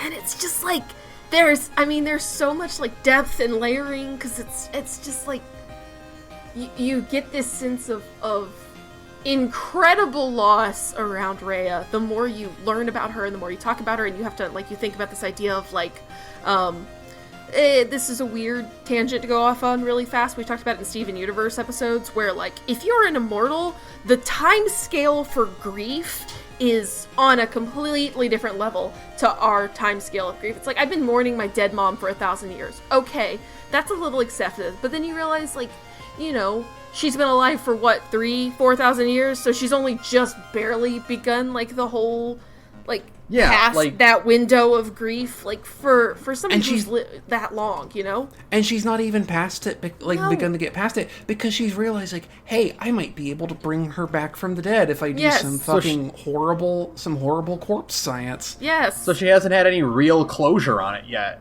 Yeah, exactly. No, because she's still trying to Frankenstein her fucking dead mom back to life and not succeed. Well, questionably succeeding. Sort of succeeding, although, I mean... Hey, is it weird that, like, even after she kind of gets her memories of shit back, Sothis and her never have any kind of interaction? I feel it like is kind of fucked up. It does extremely suck that we can't. Because at first you're like, okay, well, I subsumed her, so she's never coming back. But you can, like, choose to S rank her, and she shows back, and she's like, yeah, I've actually been here the whole time. I've just been fucking chilling. And it's like, you didn't want to, like, talk to your fucking daughter at all? The person who's committed war crimes in an effort to see you again? Didn't want to, like, just say, like, hey, here's what I think about that? You just want to marry me? Alright. I feel like since they're adding supports in DLC, I feel like they're going to add not just supports for the DLC characters that have been confirmed, I think they're going to add more to that. I hope so. We'll see. I feel like we might get, like, a handful scattered more. Because I don't think they're going to do the same thing they did with the Awakening Spot Pass characters, which was bullshit. Where they're just, like, weird, ised secondary characters. They only have supports with Robin and no one else, even though some of them really should have supports with other characters. like one in particular. Like Crom's mom. His sister. His mom's sister. Yeah. Like, maybe she should have, like, a support with Crom. And maybe Lucina? Maybe? Because, you know, they're family or something. No, but that would, like, make sense. No, but it's just it's just Robin. Anyway. Yeah. Also, like, it would totally not work with the game's mechanics at all, but I still wish scanning amiibo characters gave you fucking those characters. You know what I was going to say? Like, I'm surprised about the level of fan service that is not in this game. Yeah. I think that's one of those things where it's like the scale of the game is such that, like, adding those characters would be, like, so much fucking work proportional to, like, the like limited return on investment. Like, no one's going to go to the effort of, like, giving fucking female Corrin a, like, entirely new model and, like, level up voice lines and supports or whatever else just to, like, you get her if you have an amiibo of her that we don't even manufacture anymore. Like, no one's gonna do that. But it's still just like, man, imagine the version of this game where you have a party costumes? And it's just you should do that. Oh, like, yeah, that would be great. Can we please just have Robin and Corrin costumes? I'm dying. Can we get something to replace Violet's costume with, like, Robin's, which actually looks good? So bad. Oh, we didn't even talk about that. God, that would be... No, we'll get to that next time. We'll never have enough time. We'll get to that next time. By the time they add all the costumes, and we're having like Sylvain in a maid outfit or something. Oh, thank God! Finally, this game. I'm so glad that the Leak DLC is like maid and butler battalions. Like, yes, I want an army of Alfreds. Yeah, absolutely. Oh, this is a new transfer student. Her name's Felicia, and she has shurikens. Shut up. Okay, I'm ending it here. I'm calling it. I mean, that's probably a good call. We probably could talk more, but we're almost at the 3-hour mark.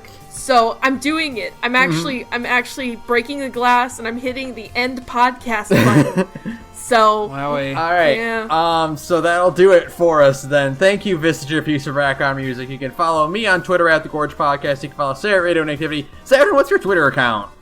My Twitter is at Celestial Mecha, and you can also hear me on the Big Gay Nerds podcast. Sometimes I'm kind of taking a sabbatical because I'm in my last semester of grad school, and I just can't be fucking with all that right now. Fair. I made a special exception to come on here for this because it's like 1 week, and also I've been desperate to talk with people about this game. But yeah, you can find me on Celestial Mecha at Twitter and also Tumblr until then, if you're someone who uses Tumblr.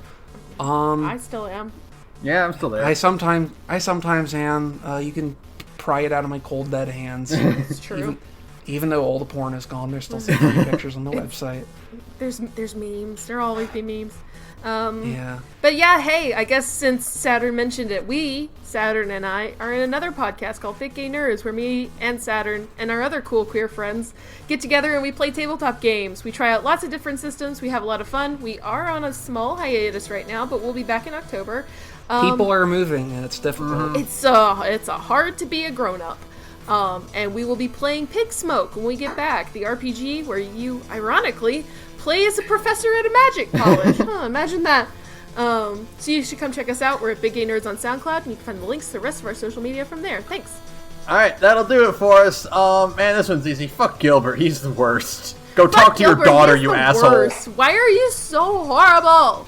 I forget, is this the closing thoughts bit? Yeah. Yes, it is. It's where we say fuck something in the game. So if you have feelings, now is the time. I mean, I think saying fuck Gilbert would be, like, repetitive at this point, because, like, we know. So I'm just gonna put my hat in the fuck Lorenz ring. That one, too. I hate that little porcelain nose bitch.